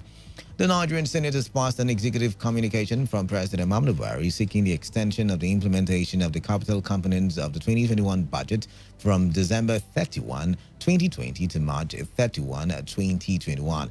The President, through his Minister of Finance, Budget and National Planning, Zainab Ahmed, and in a letter to the National Assembly, requested the extension to enable the executive implement the capital aspect of the budget.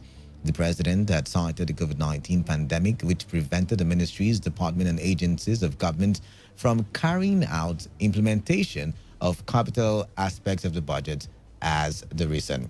President of the Senate, Ahmad Lawan, after the approval, assured Nigerians that the development did not alter the January to December budget cycle. In the meantime, the National Assembly has announced that it would hold an emergency session on Monday next week to consider and pass the 2021 appropriation bill before proceeding on its Christmas New Year break on the same day. The President of the Senate, Ahmad Lawan, who announced this during plenary, said the delay was to accommodate fresh demands from the executive arm of government regarding the fiscal documents. A River State High Court sitting in Port Harcourt has ordered the State Commissioner of Police, Joseph Mukan, to produce one Sergeant Amanzi DK and other officers in the State Criminal Investigation Department, State CID, who were part of the investigation team in a case involving one Beatrice Ogunka, who is on an administrative bail. Justice Sika Henry Aprioku, while ruling on the matter brought by the Rivers State government against Promise Thompson, Lucky Nwakuma, Queen Chisom Lucky, and Beatrice Ogunka as defendants, ordered the CP to produce Beatrice Ogunka on the 21st of December 2020. Justice Aprioku wants the CP to appear in the court on the 21st of December 2020 to explain the whereabouts of Sergeant Amanzi DK and other officers who were part of the investigation team, which cannot produce Beatrice Ogunka. Our correspondent, Uchendu Ejawa, reports that the trial judge threatened to issue a bench warrant against the Commissioner of Police should he fail to appear in court at 10 a.m. on Monday, the 21st of December 2020. It was gathered that Sergeant Amanzi DK and members of his investigative team were alleged to have granted bail to some suspects who were arrested on allegations of murder and stealing and allowed them to flee. On the foreign scene now, Tanzania said it has no plans to import COVID-19 vaccines but to rely on local herbs. In an interview with the East African newspaper, Health Ministry spokesperson Gerald Chami said he doubts the safety and efficacy of imported vaccines. He said that development has been too rapid for effective testing. Tanzania's approach to COVID-19 has been at odds with its East African neighbors, which have seen a recent surge in cases. President John Magufuli said that the country was virus-free after the country stopped reporting new cases at the end of April. And that was the news update at 10 on Today 95.1 FM. Do not forget, take responsibility. Wash your hands frequently with soap under running water. Avoid touching your face and eye contact surfaces to prevent the spread of coronavirus. Good morning. Stay tuned. I am Kala Dakurubatabo.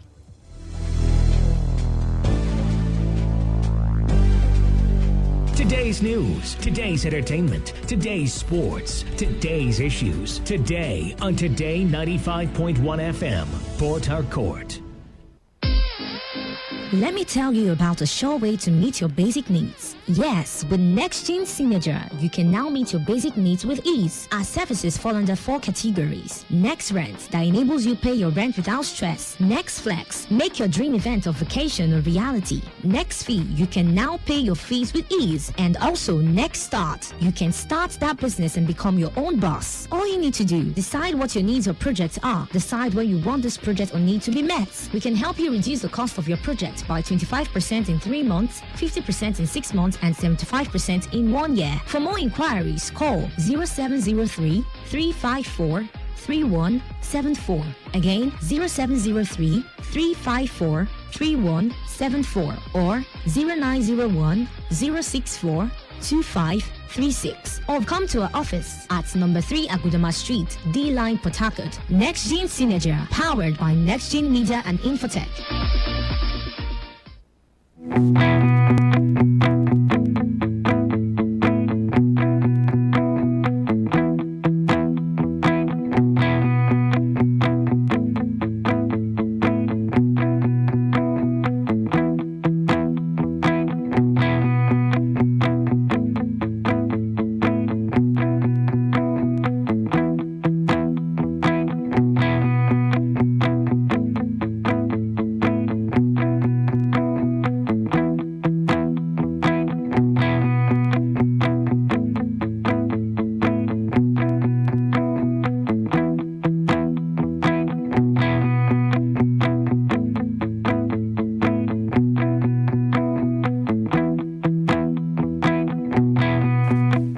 Right, 6 minutes can pass the hour of 10.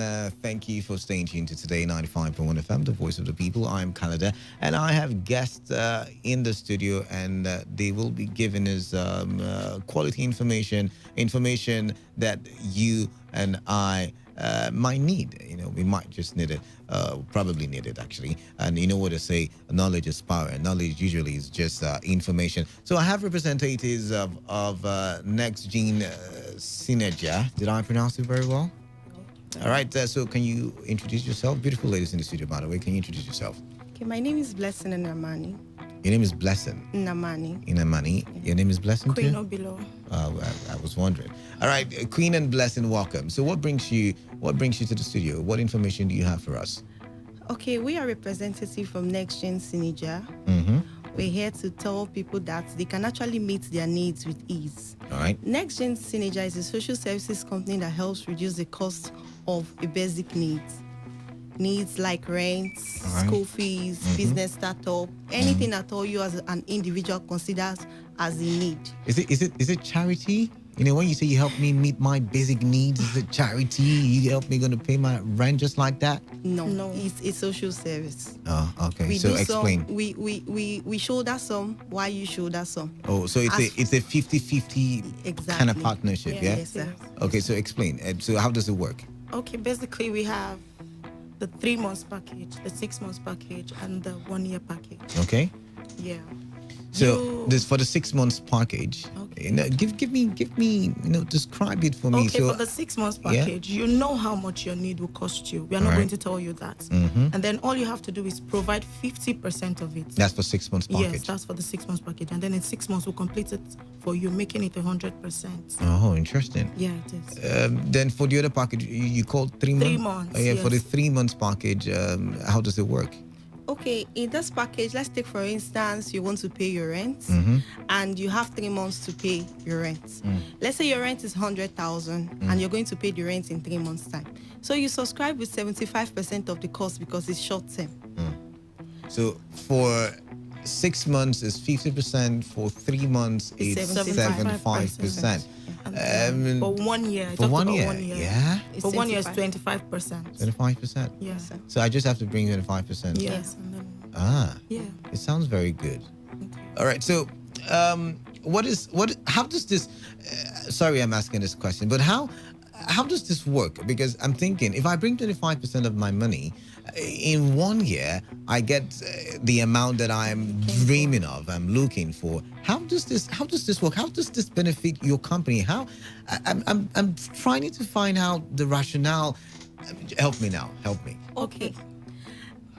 I can maybe ask you questions too. Yeah, you can. There's no how someone gives you money and tell you to do a particular business with it for 1 year. You won't be able to yield profit from the money.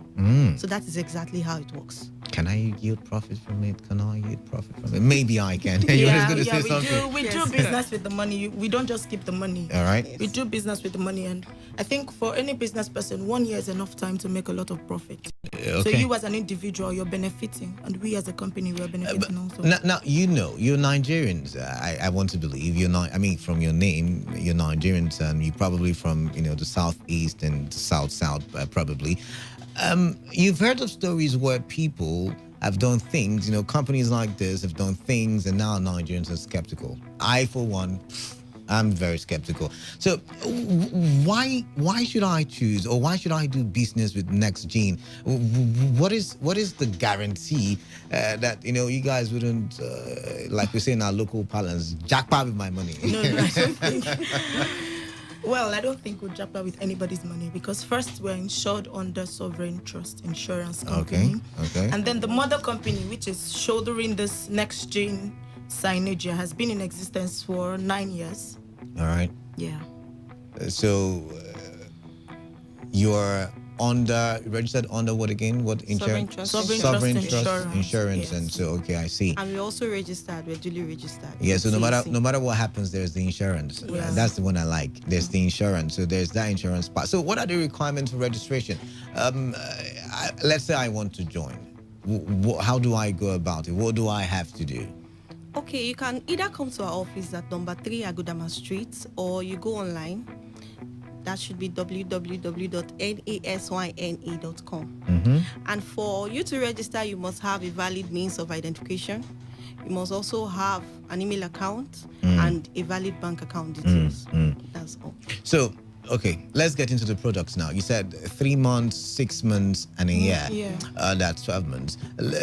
What are the categories? You say you're helping us achieve our goals, right? What are the categories of achievements that you want to partner with us? Is it just house rent? Is it just school fees? Is it just if I want to start a business? It's involved too. Okay, so for business startups. Just give me all of the The plan. same thing for all plans. It's the same thing we have for rent, we have for school fees, we have for business startup. You want to buy a car, you want to buy land, you want to buy a property, Vacation anything you as a person considers as a need, what we do is reduce the costs for you. Okay, now let's talk buying a car, for instance.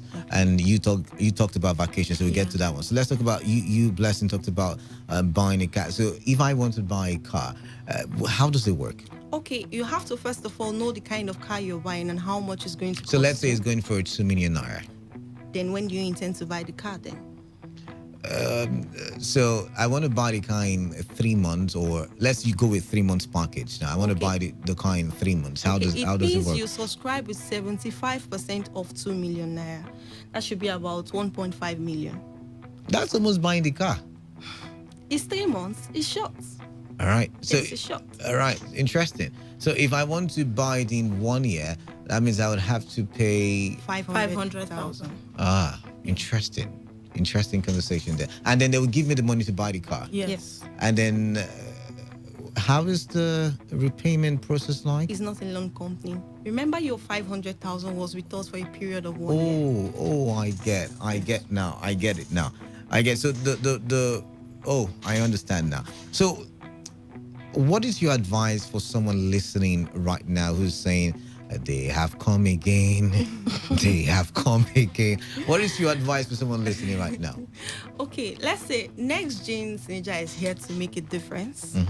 We are not like other companies, like you said, that will jackpot with people's money. All right. We're here, we're registered, and they can plan for next year. 2021 is just by the corner.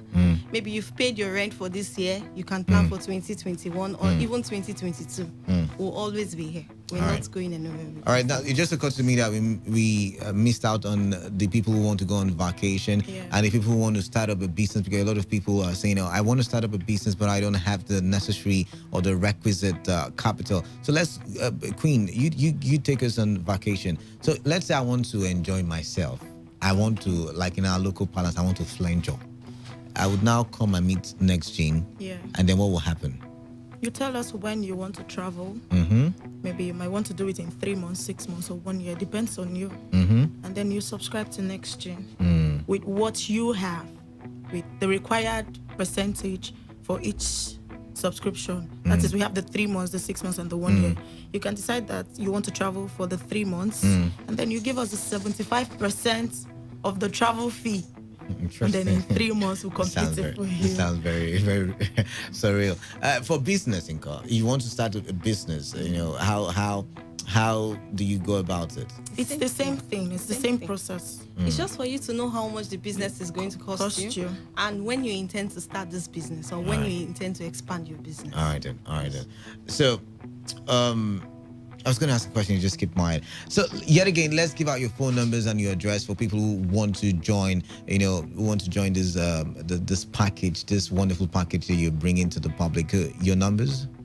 081 66 All right. 06 All right. 69 All right. 62. All right. Say it again because you're very fast. 081 66 66 06 06 69 69 62. 62. Or you call 070. You need to speak up. 070. All right. 3354. 3354. Yeah. 3174. 3174. I think your phones are ringing already. Exactly. We should silence it now. All right. Call the number again. 070. 070. 3354. 3354. 3174. 3174. So you said you've been operational for 9 years. 9 years, in River State? Yes, the mother company powering Next Gen Signage, which is Next Gen Media and Infotech. Okay, it's been operational for 9 years. Yes. Since you started Synergia, the branch of the mother company, what has the reaction been like in River State? I know have testimonies. Have a way of we do have testimony. Yeah. So people have been receiving. People have been subscribing and receiving. I'm not very bothered about receiving, but people have been subscribing. Yes. And you've been partnering with people and helping people to achieve their goals and financial desires. Yes. Interesting. Call the numbers again because I feel like more people want to reach out to you. 081 66 All right. 06 All right. 69 62. All right. And for you? 070. All right. 3354. 3354. 3174. And 3174. All right. Or they can come to our office at number 3 Agudama Street, D-Line, Port Harcourt. Number 3 Agudama Street, D-Line, Port Harcourt. Or they can also visit our website at nesyne.com. nesyne.com. NEX. S for school. Oh, I'm seeing X here. No, S for school. So nesyne.com. All right, interesting. So I know there's a doubting farmers out there. People know me already. I know there's someone who's listening and is like, no. What is that? What are you going to say to that person to make him believe? What is that assurance you want to give to him? You're smiling, so you go, Queen. Tell us. Well, the assurance. We are registered, like we said earlier. You said that already. Yeah, we are registered. So what other assurance can you give to us? We are insured, and we are physical. We are physical, yes. It's not a Ponzi thing whereby you're robbing Peter to pay Paul. We have a corporate office at number 3 Agudama. They can come or go outside, do some inquiries, do some findings. Like we've had people come to the office and they say things like, I've done my findings and I'm here to register. So they can also do that. All right, if you're just joining us, I have representatives from Next Gene, Synergia, Queen, and Blessing. And we've been talking for the past 14 minutes. And they have been telling us how you can partner with Next Gen Synergy and meet your financial goals. So they have packages with 3 months duration, they have the 6 months duration, and they have the 12 months duration. And for the 6 months duration, you have to pay 75%. No, 50%. 50. For the 3 months? 3 months is 75. That's what I said. No, you said 6 months. Oh, sorry about that. For the 3 months package, you start with 75% of the money you are looking to get or looking forward to, and then for 6 months you get 50%, or you get to pay 50%, and then for 12 months you get to pay 25%. Now, it doesn't matter what you want to do. You want to buy a car, you want to start a business, you want to pay tuition fee, you want to pay house rent, whatever financial goal that you want to indulge in, even vacation. Yes, all you have to do is just collect the package that suits you and go ahead. Their address is number 3 Agodama Street, The Line, Port Harcourt. You go there, go see for yourself, go interact with the officials there, or you can dial the numbers, Queen. 081 66 06 69 62 and 070 all right 3354 3174. All right, okay. Thank you very much for coming in. Thank you so much.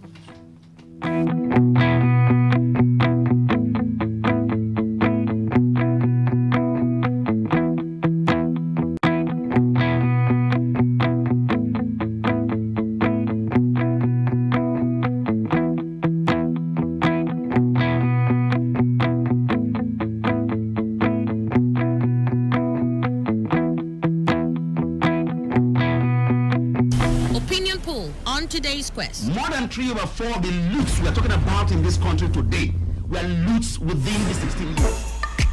Here is a great opportunity to sample all our opinions on the issues raised. Airman Potaka says the PDP is trying to divert our attention because Nigerian funds was looted by the PDP. Melody in Uniport says Madam Jonah is yet to come in terms of the fact that her tenure has expired. Annie, please tell him that investigation is not what you make public until the final stage.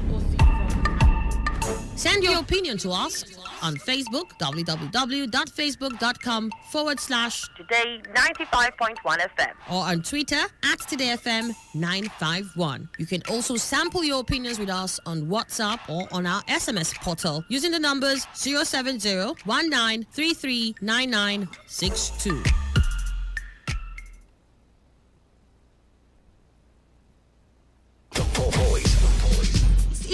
You don't wake up one day and say, okay, this policy is working, and then you expect it to crash the market in the next. Cassava variety that takes 7 months. Do they know it or they don't? What's the beginning? Because you can see they are involved. They are involved, true. So how can you solve it?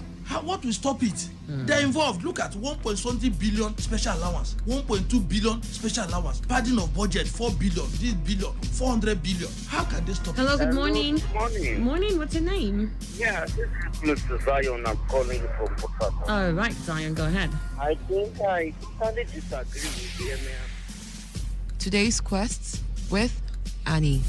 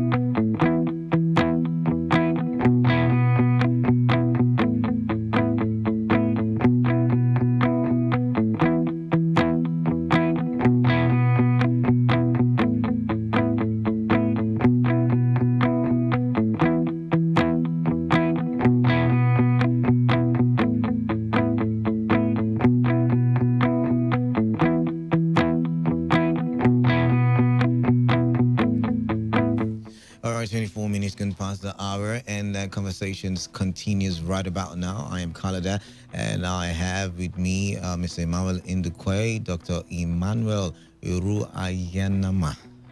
Can you please help me with your name, please? Iru Ayanama. Okay. And I also have Ama Opuseni Bobo Brown, a managing consultant, CEO, Green Consultant. And we left off at the point where we were talking about Falana's statement, and we were talking about what method is, best suited for the problems peculiar to Nigeria. But I think it's time for us to switch the conversation now, and let's go to another article. Didn't even No, I did. I mean, it was one who started the. I was going to make a contribution. Okay. Then. And because when Dr. Ryan finished talking about what I consider a very brilliant perspective, a bottoms-up approach to restructuring, let us make local governments work, become more equity sensitive, and be seen as transparent in the management of resources. I thought that's a brilliant way to begin to rebuild Nigeria from the ground level up. And I wanted to say there's a contribution here that needs to be taken forward. The whole thing, too often, our emphasis is on how do we share what is there. Revenue. All right. Opportunities. Let us turn the argument around. How do we make local governments become resource centers to make them produce more? If we do that, China did it, and within 10 years, they turned the economy of the world upside down, bringing China from the bottom to the number 3 most powerful nation in terms of national economy. And from 2010 to 2020, they even did a bigger jump. They became the number 2. Sometimes they are now 70% of the entire American economy in terms of size.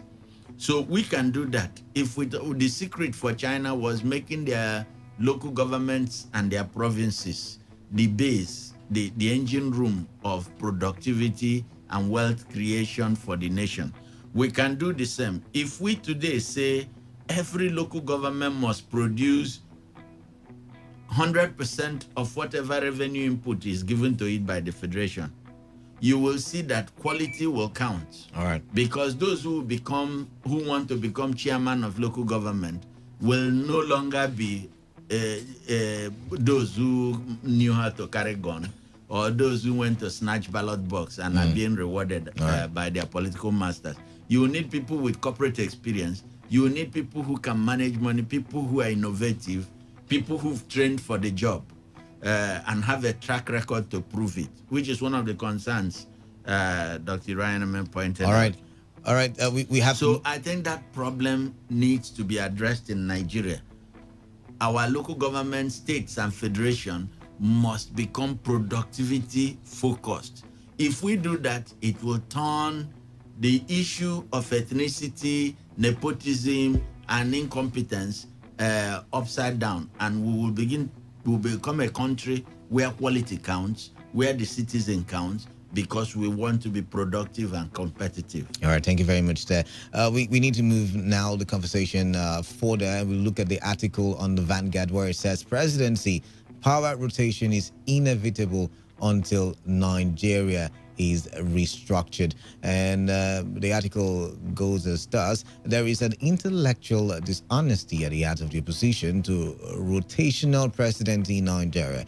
The advocates of meritocracy conveniently forget that Nigeria is politically not a meritocratic country, and that zoning is a political imperative that speaks to this country's deeply flawed political structure that creates recurrent inter-ethnic conflicts over power. Thus, those calling for meritocracy must also invariably support political restructuring. You cannot have one without the other. Now, the article goes on to say the most vociferous in rejecting power rotation are also the most visceral in opposing restructuring. But Nigeria's political structure, which entrenches a historical power imbalance in which one ethnic group dominates the rest, is incompatible with the meritocratic values and principles of fairness fundamental to democratic societies. But that hasn't stopped the cacophony of noises against power rotation. For instance, a few months ago, Maman Dwara, a northern leader and president, Muhammadu Buhari's influential nephew, told the BBC in an interview, this turn by turn, it was done once, it was done twice, and it was done thrice. It is better for this country to be one. It should be for the most competent and not for someone who comes from somewhere. Well, first, let's call out the utter hypocrisies of the later day advocates of meritocracy who are mostly from the north. Memories may be short, but some will remember how they tried to delegitimize President Goodluck Jonathan's administration from 2010 to 2011 because they believed the Northerners should complete President Umaru Musa Yar'Adua's term after his death. Why are the advocates of meritocracy strong defenders of the federal character, which is anything but meritocratic and has the same aim of promoting national unity as zoning? Now, I am an ardent believer in meritocracy. I subscribe to Cicero's rule that those who govern a country should be the best and the brightest of the land. I share Socrates' view in Plato's The Republic that for a political community to be governed well, those with the most intelligence should rule it. And I agree with Plato that the philosopher king must have specialized form of knowledge. But let's face it, is Nigeria a meritocratic nation where those with the qualities described by Cicero, Plato, and Socrates can emerge as a leader? Barack Obama went from being a local legislator in Illinois in 2000 to becoming America's first black president in 2008. Emmanuel Macron, a political neophyte, formed his own party in 2017 and went on to beat the two traditional parties to become the president of France. That's what meritocracy looks like. The closest story in Nigeria is that of President Jonathan, who once said, "In my early days in school, I had no shoes, no school bags. There were days I had only one meal," yet he went on to become president. But unlike Obama and Macron, Jonathan owed his political ascent to God. For Darism. The article goes on and on and on and on, but I think I already have the place that I want us to talk about, which is, in recent times, we've seen people come out from the north.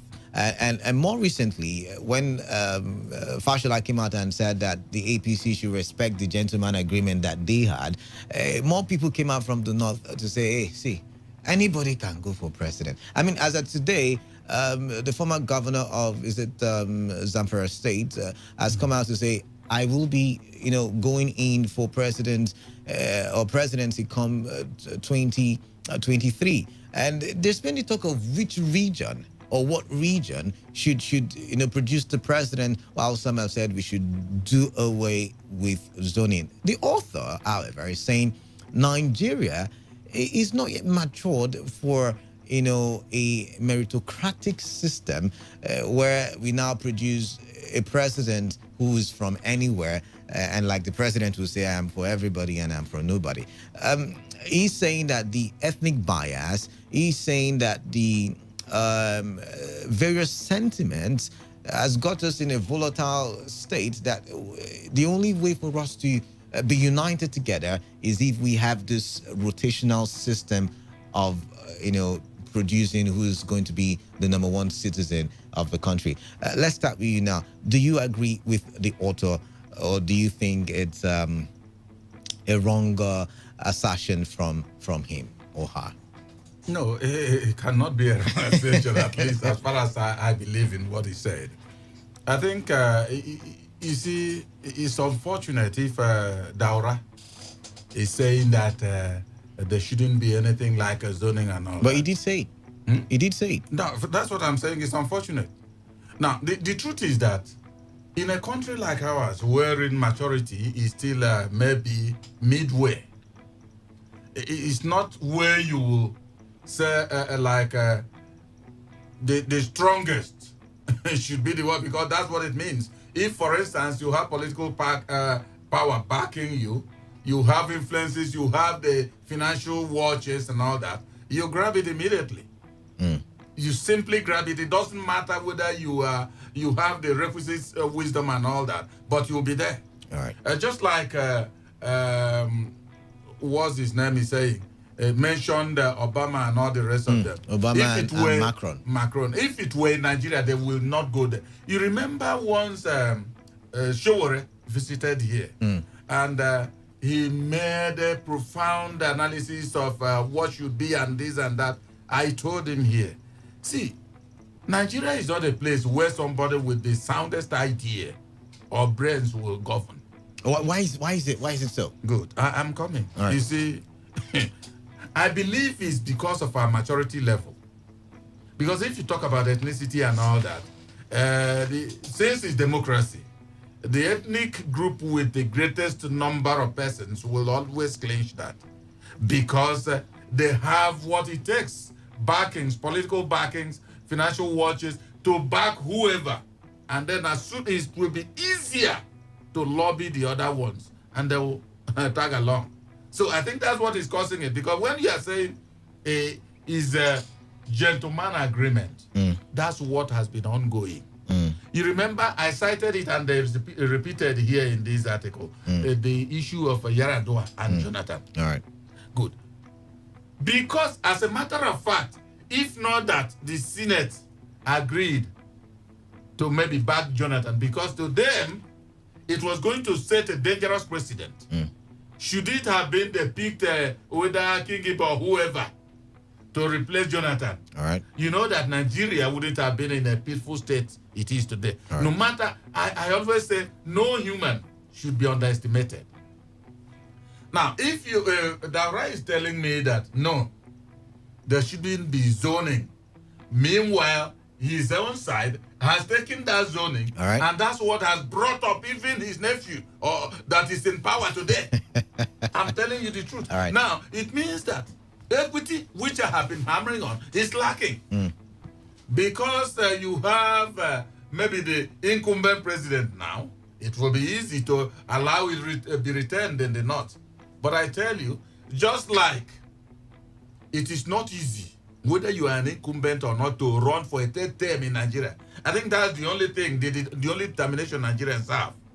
It will also be very difficult for instance, as Muhammadu Buhari is in power today, to finish and then the power remains in the north.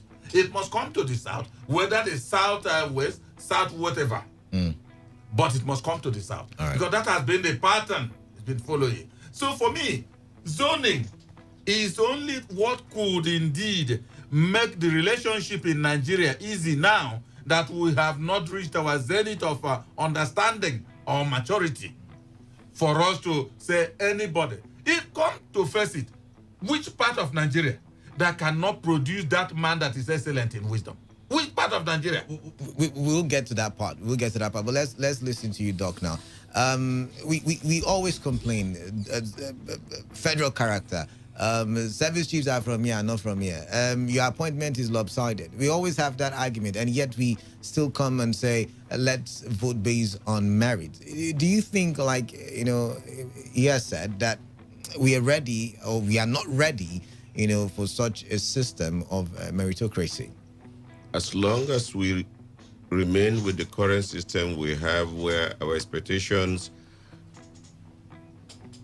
are not determined from the down or bottom or bottom, this argument will remain. And then at that point, it will keep making sense. But like I said in the last segment, if we turn that upside down, change the and landscape, as soon as we make that change, I can assure you that the argument of who becomes president in this country or who becomes governor will be less. It will be of no real use. Because impacting, the only reason why you see people arguing about what happens at the center is because we have turned ourselves as a country to a mobbed revenue sharing center. So everybody's looking at what will just come down. Yeah. As we make the down lucrative, Today, local government chairmen and school dropouts are gun carriers, ex-gun carriers, or still gun carriers as it were. Allegations. Allegations. Oh, wait, of course. Don't push me that way. We'll start mentioning names. No, so it's not even important. Let's not mention. So that's why don't push me. We'll start mentioning names. But that's part of what I say. So those are the majority of the persons you find. All right. Or those who drag ballot boxes right, left, and center. He was the one who brought those ballot boxes. So you need to compensate him. I remember at one point in time being a screening committee member for a political party. And I'll tell you part of the arguments some persons came with. The man has left school for 8 years and he has not gotten anything. So please see how you can allow him to become that was a reason. A reason somebody is putting forth why we should accept the person. So that's how they have brought that system, which is supposed to be actually the foundation, the one that should reach people more. If I have a working local government area, I have nothing to do with Abuja. But do you think, we've been talking about restructuring like all through the session, this very session. Do you think the governors, not just the governors, the politicians would want a restructuring that affects the local government? I mean, they all want the local government to be the way it is, in my opinion. It's not just them, it's us too. We too have not shown real interest in wanting it that way. I remember when this government came in, one of the first things they attempted doing was to empower the state assemblies, making the state assemblies autonomous. And then the judiciary, yeah. And the constitutional review team, it was transferred to the states. More states voted against, more assemblymen voted against them being autonomous. Even the local, same thing happened with the local government system. So it's because we are not yet ready. We are still looking at that. And I said, until we change that thing, until we move that, turn that pyramid as it were, you will get it. We will get it. The very minute we do that, the state will not, look, state governorship would be an administrative thing. You don't need the kind of clan they think they have today. It will turn, local government areas will be the base. And that's what we're advocating for. That's the kind of structure we're looking at. And it's only when we do that we can actually have real thing. All right. Let's hear from you now. I think I agree, but I also think that we need to clarify certain things. Okay. The issue of efficiency versus power rotation, right? It need not arise. At all. It need not arise. In every ethnic group, we have people who can be deemed to be efficient in based on their track record in different areas of corporate life. So it's not like efficiency is the special preserve of people from a particular zone of the country, region of the country, or ethnic group. That's one. But the other confusion that goes with it is to assume also that equity of ethnic groups and regions constitutes happiness for the citizen. Interesting. No, it doesn't. It doesn't. Interesting. So we are still playing at the level of the comfort of the political elite without really looking at the point I made, that we have to agree in this country that the citizen should be the unit of measurement of success or failure of government. Yeah. Unless we make the citizen, and that process will be by us. I heard Dr. Mairu Ayanama say the assembly voted against itself being autonomous, right? The local government chairman too, across the country, voted against themselves being autonomous, even though it was in their best interest. Why is that happening? It's happening for two reasons, in my view. All right. First is that the states, the political elite at the state level, want to keep controlling the resources, the revenue that comes, and the opportunities of putting their boys into position. So these boys who are already benefiting from that arrangement want to keep it that way. Otherwise, their masters will check them out of power. So you cannot tell a man that he will vote to reject freedom and you tell me that that was free and fair. It just shows that the man has already a slave conditioning that makes him say being a slave is happier. It's a happier condition than being a free citizen. Therefore, we need to change that. That's the first thing that is wrong with the process. The second thing that is wrong with it is that we, the people, need to free these slaves.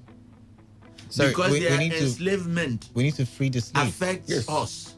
The slaves who, people in local government administration, those who are running the local government, have made themselves slaves when they reject freedom. When they reject autonomy. Those in the House of Assembly have made themselves slaves when they reject autonomy. Right? So it becomes our duty to free them by demanding as citizens of this country in different state professional groups, in different trade groups, labor, organizations, ethnic associations, to say, no, we want you people to be free citizens so that you can serve us better. In your present condition, you are not serving us. You are serving those who put you there. We want the people who we will put there to serve the interest of our people. I gave the example of what Hillary Clinton said, joining the resistance. All of us should join the process of making stakeholder groups out of citizens. Look, there is something that is wrong with us in Nigeria. We keep assuming that merely being a citizen makes you a stakeholder. No, it doesn't. It doesn't make you a stakeholder, seriously. A stakeholder is only the person who knows of his rights and duties and is willing to demand for it. Only when you are that conscious and ready to demand that you become a stakeholder. Otherwise, as we have seen from 1999 to now, the country, the political elite, a few of them, less than 1,000 people since 1999, have pocketed Nigeria to the detriment of over 150 million people. I don't know our exact population. They say it's almost 200. So if it's almost 200, can you imagine less than 1,000 people? And I'm judging them based on those who can easily produce 20 million naira from their personal account without going into intense negotiation to sell their assets, right? So if we go by that judgment, we have less than 1,000 Nigerians who have profited from 1999 to now from the resources of the country. Therefore, the issue should be really, we free the local government, we free the legislatures at state level, and then by freeing them, we make them autonomous to serve our own interest. Because we need to understand that the conflict is between us and the political elite that hold the state and the federal government hostage.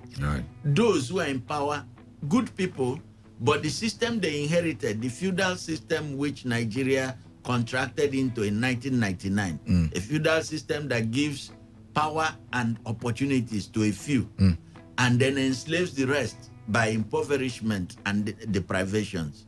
That is the kind of feudal system we are running, where to even survive, you have to prove loyalty to whoever is in power. Just as in medieval feudal Europe, you know, you needed to go beg the master for an opportunity to farm. So too it is here. The feudal system we are running today is one that my life is not guaranteed unless I'm in the good books of some political master. And that political master takes all our resources of money, of offices, in fact, see them on the road, security. The security that should protect a whole community is packed into the vehicle of one or two politicians. And the rest of the community is there open and exposed. So we need to free ourselves and demand that those positions, those offices at the local government level and at the state level must be set free. It is only when we free them from the hostage situation the political elite have put them into that we can now begin to talk about having political offices that will serve our interest. It will no longer be on rotation. It will no longer be on ethnicity, you know, and it will be based on efficiency, productivity, and the happiness of the citizen. All right. So until we get to that point, it's still going to be zoning. That point, I doubt if it will ever be used in this country. Mr. Emma, you know that the idea of zoning is a midway response to that challenge. That's true. We started off as a country trying to integrate, to be together. At the time, between 1946 and 1966, there were several stages where the political elite presented themselves at different levels. And first was the question of efficiency, knowledge of political governance. And some parts of the country became afraid that if you go this way, we, the political elite from this side, will be shut out. But now that brings my next question, and it's to you now. If you say these people, you make it sound regional. It's not. Same concern, that same concern applied in every region in the old system, where some people felt that no, you can't. Look, remember Professor Yeta, who was made leader of government business in Eastern region? Was removed. It was removed because when we said efficiency, they said no. An Igbo man has to be the leader of government business, and if you will not agree, let's dissolve the Eastern House. No, but so it didn't can we move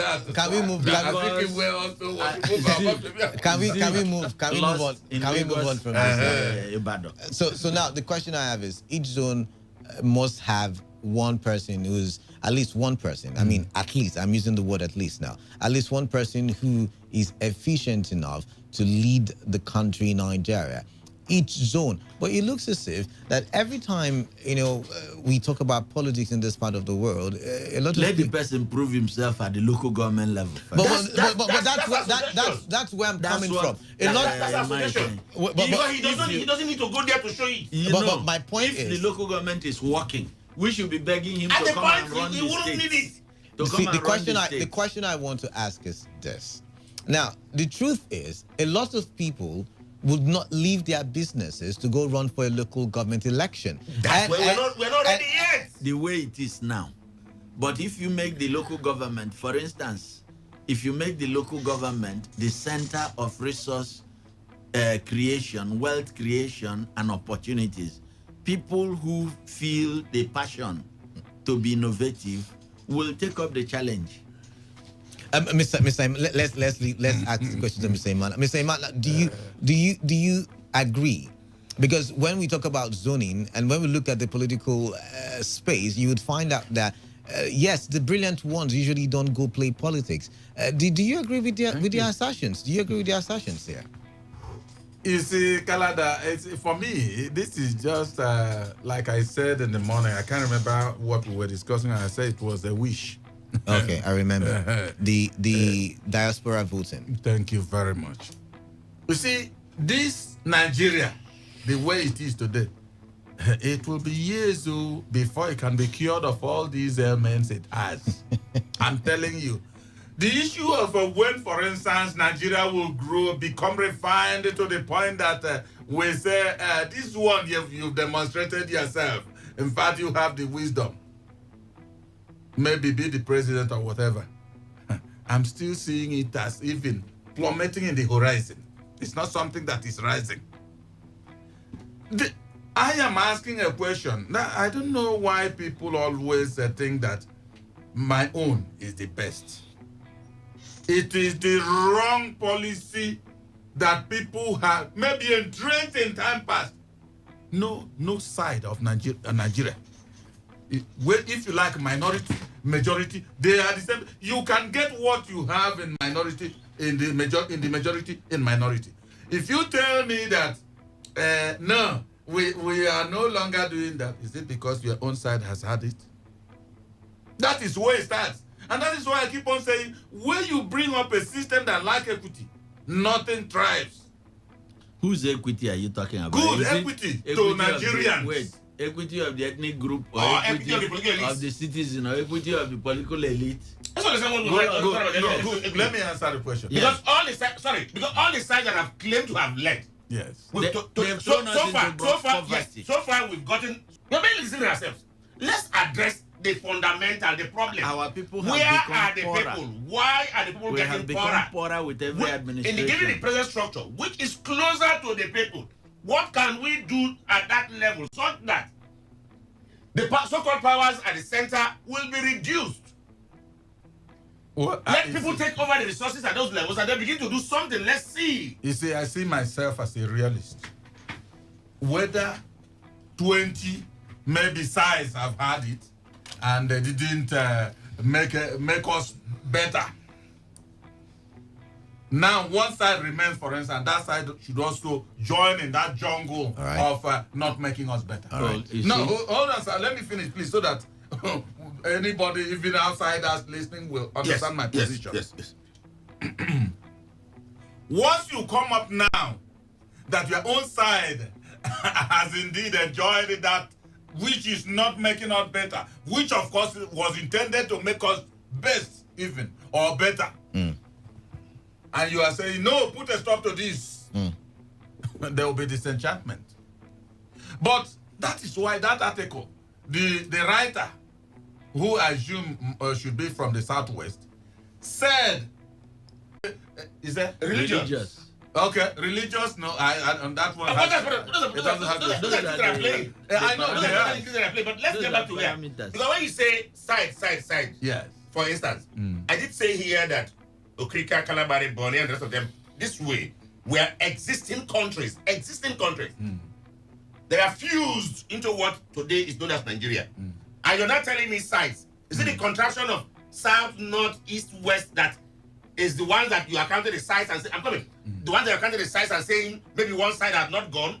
Or are you talking about the supposed real countries that form the country today we are calling Nigeria going? If that is it, list them, let's see, and so that we begin to ask ourselves to what extent and when we will all go.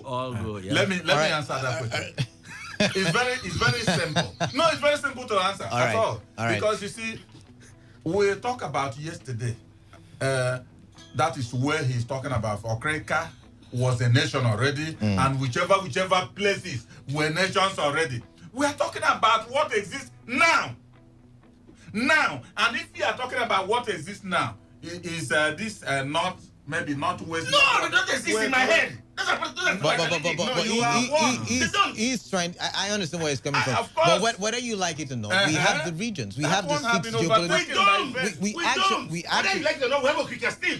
We have police still. They are not the. I'm not saying they are not the contractions we are seeing. No, they are not the structure. They are the contractions. But they are not the structures that we have now.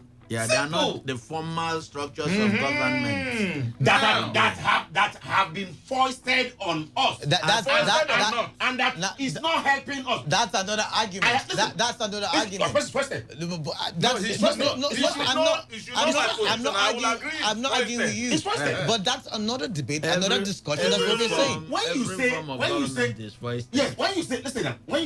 Because I got this clearly because we're looking at one side has not gone, or 1.5 sides have not gone, or 2 sides have not gone. And therefore we should remain where we are until we suffer around. We shouldn't. We suffer around before we get a headway. That's where I'm challenging. I'm saying if that is it, then perhaps we need to go back and then also ask ourselves, what were the complete city-states that existed even before this other one that we tried? Because we moved away from that original city-states in the name of wanting to be better. All right. And then created several other things. I think this is the time. This conversation will not end anytime soon.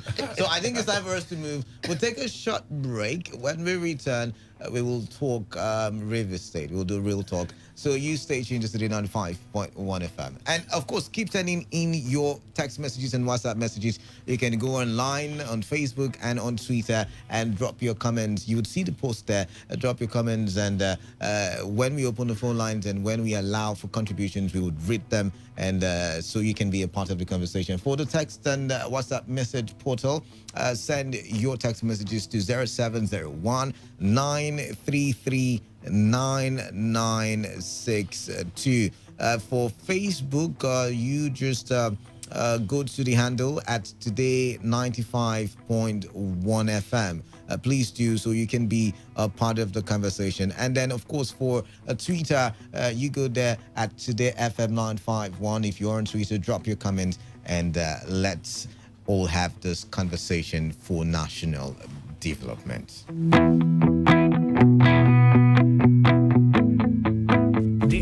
Today 95.1 FM, Port Harcourt, voice of the people. Real talk. Real talk. But it is the head that is supposed to push the followers. Today 95.1 FM, we bring you insights, intrigues, and happenings on the local politics of the Niger Delta.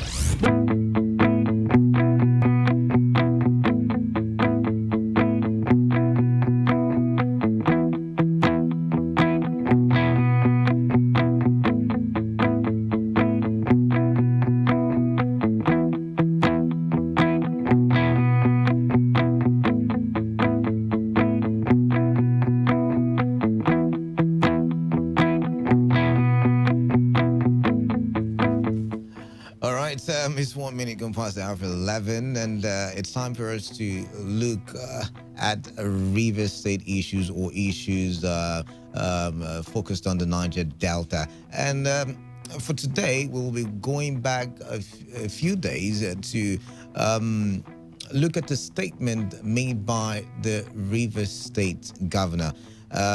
You would remember, I think I'm gonna try playing the audio clip so we can cast our minds back together.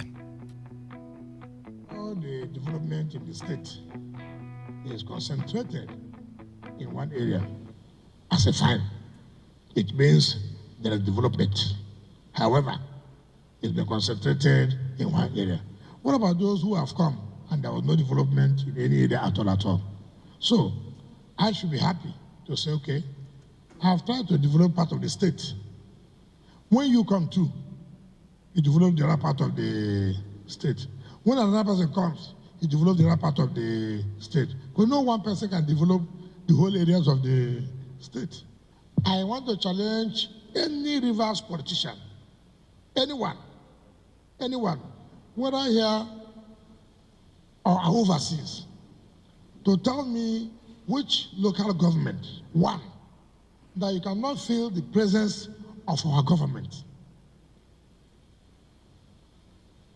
Well, I can tell you that as I sit here, I don't need to call any commissioner. As I stand here, I don't need to call any PAMSEC. What have we done in these our 5.5 years in all the local governments? I can stand here, close my eyes, tell you Port Harcourt City local government, Obiakpor, Ikwere, Omewa, Eche, Omuma, Ogubolo, Okrika. As the first Rivers East, I can tell you one by one.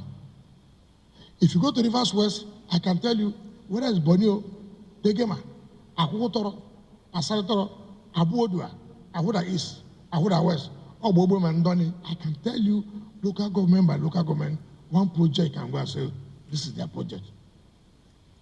Or whether it's the first River Southeast, whether they're coming from Andonio, whether they're coming from Opopo, whether they're coming from Tai, Eleme, Oyiwo, Gokana, Kana. I can tell you.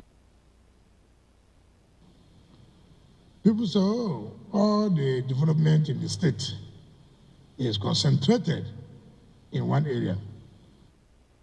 As a fine, it means there is development. Okay. So he's agreeing that there is development, even if you want to argue that it is in one place. At least River State is being developed one way or the other. When the other people come, they should go and develop, wherever they deem fit to develop. But for him, is going to continue to go about. As a matter of fact, that was the day when he said, I'm going to add 3 more flyovers, and whoever doesn't like it, we're not going to visit. We're not going to visit that. No, you need to visit it. No, we talked about it already. That will reflect what he said. We talked about it already. But the focus today is that, is going to focus is developmental strides on one place, and then the next person will continue to the other places. Howbeit, yes, touched every local government in Rivers State, that some way or the other, they have felt the presence of the Rivers State government under the administration of His Excellency Chief Yesom Wike. Let's start with you. What do you make of this statement? Well, I always say when, for instance, people say infrastructure in form of road and all that is not something that governors should be glad for. I will say no, because in my view, there are administrations that will come out and they won't do anything in terms of roads and all such other infrastructure. And at that time, you won't kill them. They will still go, and they will still remain in the archive as one of the governors that reigned some time ago. So they should be thanked for that, because that particular individual has tried to remember, if no other thing, that particular road infrastructure. Now, I want to just address this issue based on what he said. I'm not following the reality because I don't know. I only know about Obiakpo and Port Harcourt local government. I've not gone to others. So I won't know the details. To confirm or not to, I won't have such ability. But you see, as I'm seeing so far, a lot of infrastructural development exists in Obiakpo and Port Harcourt. No doubt about that. Now, if he's saying that when another person comes, because certainly he's going to live in either 2023 or so. Yeah, 2023. Good. The person continues, and perhaps we'll focus on Calabari if it's from Calabari. Yeah. Yes, this is the system that exists in Nigeria, and that is the system we are trying to maybe look for a way to remove, which I said I'm pessimistic that this will not leave this Nigeria in a hurry. You're saying it's similar to the argument we just had. Of course, now that is it. And, okay. Look at it now. He is from Ikure. Perhaps whatever he's doing, because incidentally, Port Harcourt and Obiakpo are Ikure land. Now he's finished. And he's even the one suggesting it, that, well, you see, when you come, for instance, from, let's say, Dr. Roy Member's place, Okreka. All right. Now concentrate on Okreka, maybe Calabari in the Ijo area, this 30. But I'm saying, this is what I find out to be a problem that Nigeria, and I doubt if it can go off this particular tangent of this is our own, and let us eat it now. Let me tell you, it is also what I say when people tell you that corruption is not fault. Corruption is not fault. I said, is it not true that we should allow it so far forth? When another, because I know APC will leave someday. All right. Another political party takes over. They also start from where APC ended. Is it not better? So in that wise, since I have seen it to be what Nigeria has become enmeshed in, and I'm not seeing any time it will leave Nigeria, the governor might be right. Because this is not a good way of leadership, I must tell you. All right. It's not. That means it's only your own. You are concentrating. It's not as if you don't know. You are very well aware of what you are doing, but you will continue. If another person comes and he doesn't develop his own, it's left for him. But I tell you, in real terms, it's not the best way. But that's where we find ourselves. And I think it will continue. All right. Over to you, Doc. I find it completely a show of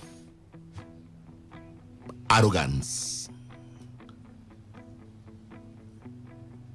I find it very funny. Yet, I'm not surprised.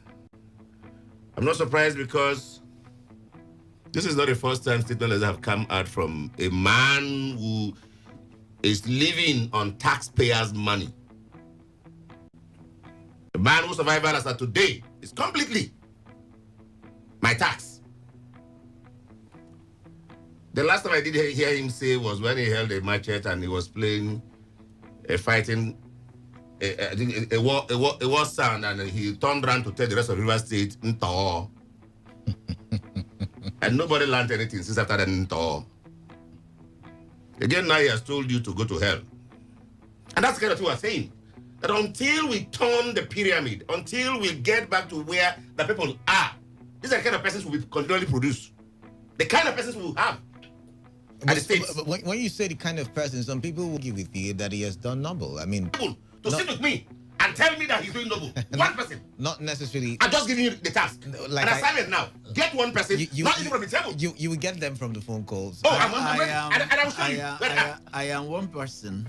I don't. We need to understand the mindset. We'll get there. We'll get there. We'll get there. We'll address it. We need to. We'll get there. I need to.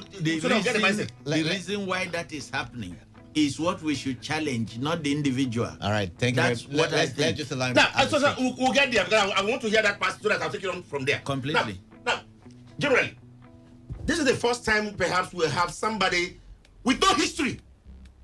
No history. A young man came back from school, he said he was a lawyer, and the next thing he was a local government chairman, and of course we knew what we have done suffered within a period. And the next thing you find out is at the government house. Fine! That's the kind of person we wanted. And I did say here that until followership is able to begin to ask accountability, until followership is begin to question those in government, we won't get anything in this country. The same thing is happening at local government areas, the same thing is happening at the federal levels. All right. Until we begin to do serious questioning, I get irritated when I hear somebody whose community has nothing to offer. Nothing to offer River State, for instance. Nothing. I disagree. I disagree with you. Nothing to offer. I disagree with you. It's my view. It's my view. It's my view. You have your right. Okay. I disagree. Because I challenge them to show us. But I think yet again I disagree because looking at it, you probably are talking down on the community. So listen now. I've told you. I said we'll profile what comes to River State. We'll provide the sources. We'll provide the sources of that revenue that have come to River State, and then we want to know what's the current that, for instance, brings to River State. Human resource. Like this one. Like the one we're seeing. Human resource. Like the one that we're seeing. No, wherever he is from. Look, it's wrong to and I agree generalize that way. Yeah.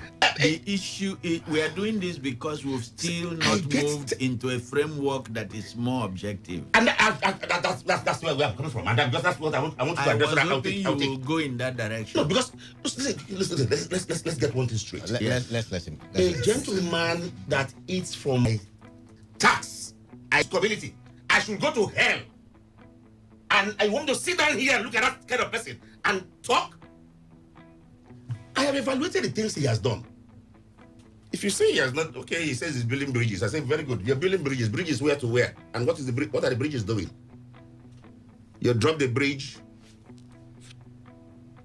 10 meters, 10 meters, 20 meters, 30 meters from each other. You think you're building whatever. What are the values of those bridges? What has it done? Unemployment has risen between 2015 and today in River State for over 65%. Mm-hmm. And you say you're doing work, and I'm asking, what work are you doing? Criminality has grown. Of course, they say the idle mind is the devil's workshop. You're not looking in those directions. That you're putting out to tell us you're doing something. And I'm asking, what are you doing? All right. Human resources have dropped in River State reasonably. And we're asking, what are you doing with all these funds? We had farms in River State before you came on board. All the farms, you killed them. And say you're working. What are you working? You say you touch only local government area. What have you done in those local government areas? Meanwhile, I like even the fact that you even accepted that even though you're concentrating, meaning that you also do know you're concentrating, let the next person come and also do the same thing. Let the next person come and do the same thing. So we'll keep doing this kind of thing. Where anybody that gets there takes the resource of the whole for himself. Let's get to hear from. Yes, my position is this, Dr. Ryan. We can get angry at a situation where we seem to perceive that political leadership is not generating equal advantage to all groups that are the component units of the entity, the political entity, be it state or local government or even the federation. What we need to do is not to begin to say, and of course I agree with you, it is wrong based on that situation to say when other people come, let them also do for themselves. It is wrong because that way, the opportunities will never go round. And some groups, this will be a prescription for tension and disaffection across ethnic, religious, or other gender groups even. But the real thing we need to do, and this is the fundamental of the problem, since 1999, governance or government, there has been very little governance to talk about. Government has evacuated governance from its work schedule by not making allocation of resources and the aspirations of the state transparent. We are not using the resources we have to match our aspirations. In other words, rather than quarrel over what is going to any component part of the state, Obiakpo, Ikwere, or Krika, or Pobo, or Boni, or Ahwada, we should be saying, we are talking about the 2021 budget. What should River State achieve in 2021? And how do we share that achievement as workload for the different component units of the state so that the resources available to the state can be applied in that area? It is there that we should question, why should Ahwada be asked to produce 1,000 blocks per month and Okrika or Opobo be asked to produce only 500 and give them more revenue? When we begin to have transparency in that regard, then whoever comes to govern will know that the transparency of allocation of resources to match agreed goals of the state will justify or repudiate whatever decision they take. Let me give an example. If today, and by the way, I support Governor Nyesom Wike's attempt at infrastructure building in Port Harcourt as the capital of the state, I also support the argument that there should be a sense of balance in terms of improving, not just improving improving quality of life, but improving allocation of the capital investment across the component LGAs of the state. That's the argument we are not making yet. The governor is, if you look at it, a lot more population resides in Port Harcourt, but that is only accidental. They didn't choose to live in Port Harcourt. They came to live in Port Harcourt because opportunities, business opportunities, do not exist in their own parts of the state. So we should be saying, let's move business opportunities to every part of the state in an equitable manner, as the Spiff's administration tried to do. It wasn't perfect, but at least they tried. We need to go back to that principle of PABOD to say to ourselves an equivalent principle in which we say we have 23 local governments, we have 3 senatorial districts. Let us now make sure that in 2021, we are going to build 3, 4, 5 industries. And those 3, 4, 5 industries will be located at least one in each senatorial district.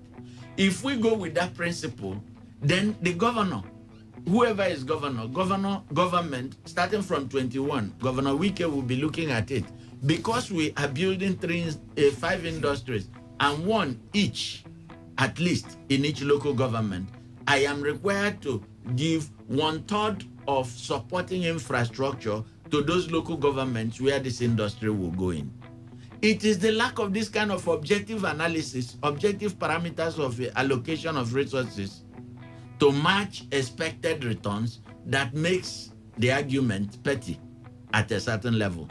If you look at it, even the governor has fallen into that trap of discussion by saying, they say I'm building too much infrastructure in Port Harcourt. Those who don't want that should wait until they come or go to hell. No, I think that's an act of, he is responding to public sentiments in the wrong way. I would expect Governor Wike to say, what is the fundamental reason why this is happening? Is misperception on the part of government of a framework for transparent allocation of resources Let me tell you something about Governor Wike I have observed from his time as chief of staff in Government House. In terms of thoroughness about grassroots positions and things to do in the local government, there has been no governor to match him. In terms of knowing who is where, when he stands and begins to call out what he has done in the local government, it's correct. But that's not the solution. The solution is for us to have a framework that will take Rivers State in the senatorial districts and say each senatorial district needs to get this quantity, which all of us will see balances with the quantity the other senatorial districts in terms of creating productive capacity and then matching revenue generation. All right. The population that has come to Port Harcourt is huge. It is crippling the economy of the state because the economy of the state is centered only in Port Harcourt, which is wrong. So we need to move the economy of Rivers State outside Port Harcourt to support Port Harcourt and then build matching. But sorry to call you short. I have a question I've been itching to ask. Please If we ask. say support Port Harcourt by moving development out of Port Harcourt, then that will mean that we should not be focusing the projects as conceded by or as accepted by the governor in Port Harcourt and Obiakpor, but rather looking at places like Emoa, looking at places like Ogoni, Oyibo, Kalabari, Okrika, like you mentioned, Awuda. I always believe that those things, look, infrastructural development for a developing economy, for an underdeveloped constellation of communities, should not be a welfare project. It should be to stimulate greater productivity in order to increase the revenue basket of the state. And I agree. Otherwise, it will not have enough. You have answered. You have answered. In fact, you've hit the real nail. Therefore, let him finish. Therefore, where I'm going is the governor of Rivers State and Governor Wike, I say it every point. This is the one man who can in 2 years turn the economy of Rivers State around. Not by denying the argument of people and their concern that too much is happening in Port Harcourt, but by answering it through a transparent framework that puts productivity into senatorial districts and matches them with revenue, project-driven revenue generation. It can be done this way. The fact that flyover is built in Port Harcourt is essential. We live in Port Harcourt. We need to drive from point to point. But the reason we all live in Port Harcourt is because there is no business life in Opobo. There is no business life in Ndoni. There is no business life in Ahada. We need to put business life back into those places, and we need to see a government program that the governor is committed to that will create that social energy. And I agree with you, and I think that's the same question I asked, that if we move this project, and project now does not necessarily mean construction of flyovers. No. Projects could mean a flour mill, an industry. Industries. In these areas. Akwa Ibom is doing that now. Edo State has moved in that direction. All right. Akwa Ibom now has an airline transport company. All right. They are building flour mills in Akwa Ibom, as I'm told. Let's hear So from... if we move in that direction, then you begin to decentralize the investment in infrastructure to support those industries.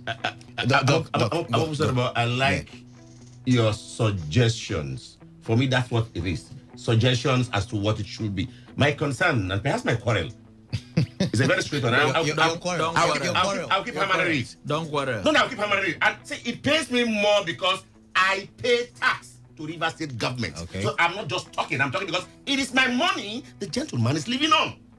Living on? Living on, yes. Everything about him is paid from my tax. But let's get back there. That's what he's living on. But back to where. Now, for that same person to look at me to my face, it's even more than your tax. Yeah, that's my tax. Yes, it's more than. To look at my face, and tell me, that I should go to hell. That is what he will do. It's a grievous thing for me. It's something most unacceptable for somebody Who is supposed to honor be my servant as it were. All right. As a governor. Now back to where we are. I've looked at infrastructure development and the way they talk about it, and I hear them person will tell me here that flyovers are needed because it needs to open the space.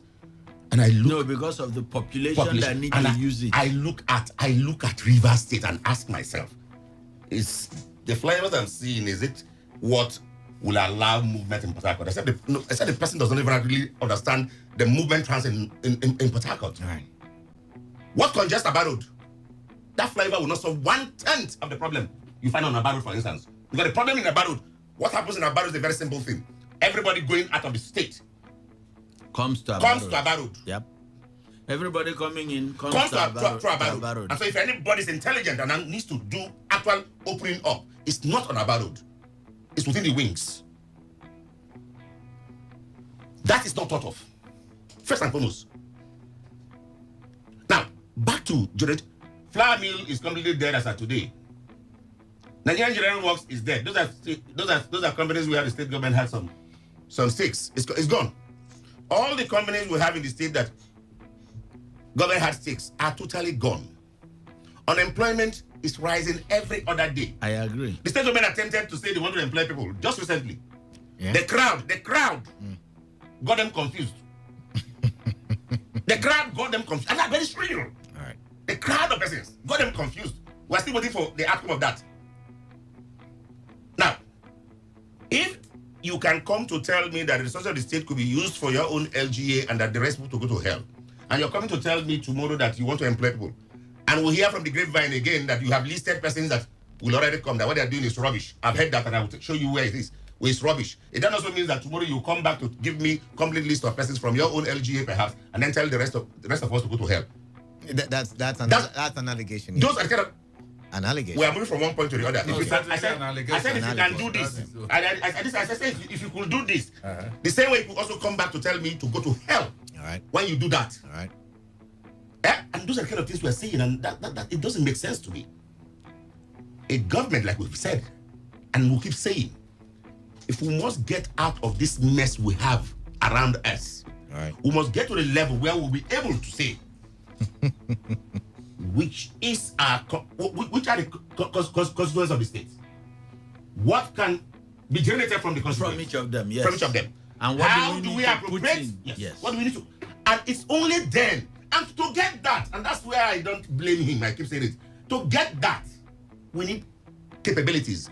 We need persons. We don't need throw up persons like we find now and the results we're seeing. All right. We require persons who understand the entire process. All People right. who have done something in the industry to get back there and not persons perhaps. I think had no background in any way. I think there's been so much talk in the studio. We are approaching the bottom of the hour, and we would have to do away with entertainment today and allow the listeners have their views on the issues that we reviewed. Now we're going to go back all the way to newspaper review, and whatever pique your interest in that hour, you have the opportunity to to tell us what your views are. And then of course you move to opinion poll, where we talked about two major issues, one on Falanas development, but hey, I've also touched all the local governments one way or the other in Rivers State. So if we want to get to hear from you, the numbers to call in are 0817 000 0951 and 0810 9510 951. Text messages to the number 0701 933 996. That doubles as the WhatsApp message number. Remember, you can also drop your comments on Twitter. The handle is at TodayFM951. At TodayFM951. You see the newspaper review post there. You see the opinion poll post there. And of course, you see the Real Talk post there. And same on Facebook. The handle is at Today95.1 FM. Let's get the conversation started. Let's find out who the first caller is. I've lost that call. The call is back, and let's start with WhatsApp messages. And this is from Uday from Dubai. He says, "Good morning, Kalada, and the guest in the studio. I really enjoy today's conversation. It is very educational, but Dr. Iruri Ayenama, your outburst on Governor Wike, sorry to say this, I think it is more of personal reasons than national. Please, that outburst doesn't fit you. So should we now kill ourselves over Buhari's gross failures? Please, people like me are here to learn and not to hate or take sides. Thanks to the other guests in the studio. All right, then. Thank you very much, Uday from Dubai. This one says... the point needs to be made. The outburst is against the issue, not the person. All right. Canada, I think Port Harcourt is the gateway to Rivers State and needs development. Most persons reside here in Port Harcourt. From the 2021 budget, it covers developmental projects in other LGAs. The federal government is developing FCT more because it is the nation's capital, KC Port Harcourt. And this other message says, morning everyone. I like your hot guest. It's absolutely correct. I'm guessing they're talking about talk. Someone is spending our tax and talking to us without an iota of regard. The governor's tune and choice of words these days is so disappointing, and it's coming from John. But let's see what we have here. 95.1 FM, what's your name? Where are you calling in from? Yeah, is that Mr. Canada? Yes, I am. What's your name? Where are you calling in from? Okay, this is Mr. Owen, calling from Omuma local government. You're calling from Omuma, welcome. Yeah.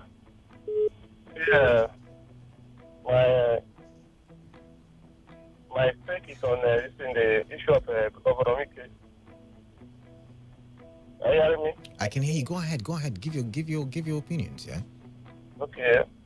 The issue of Governor Wike saying that he has touched local government. In Omuma local government, he has not done anything. Have you gone round the Omuma local government to verify that comment you're making? He has not done anything.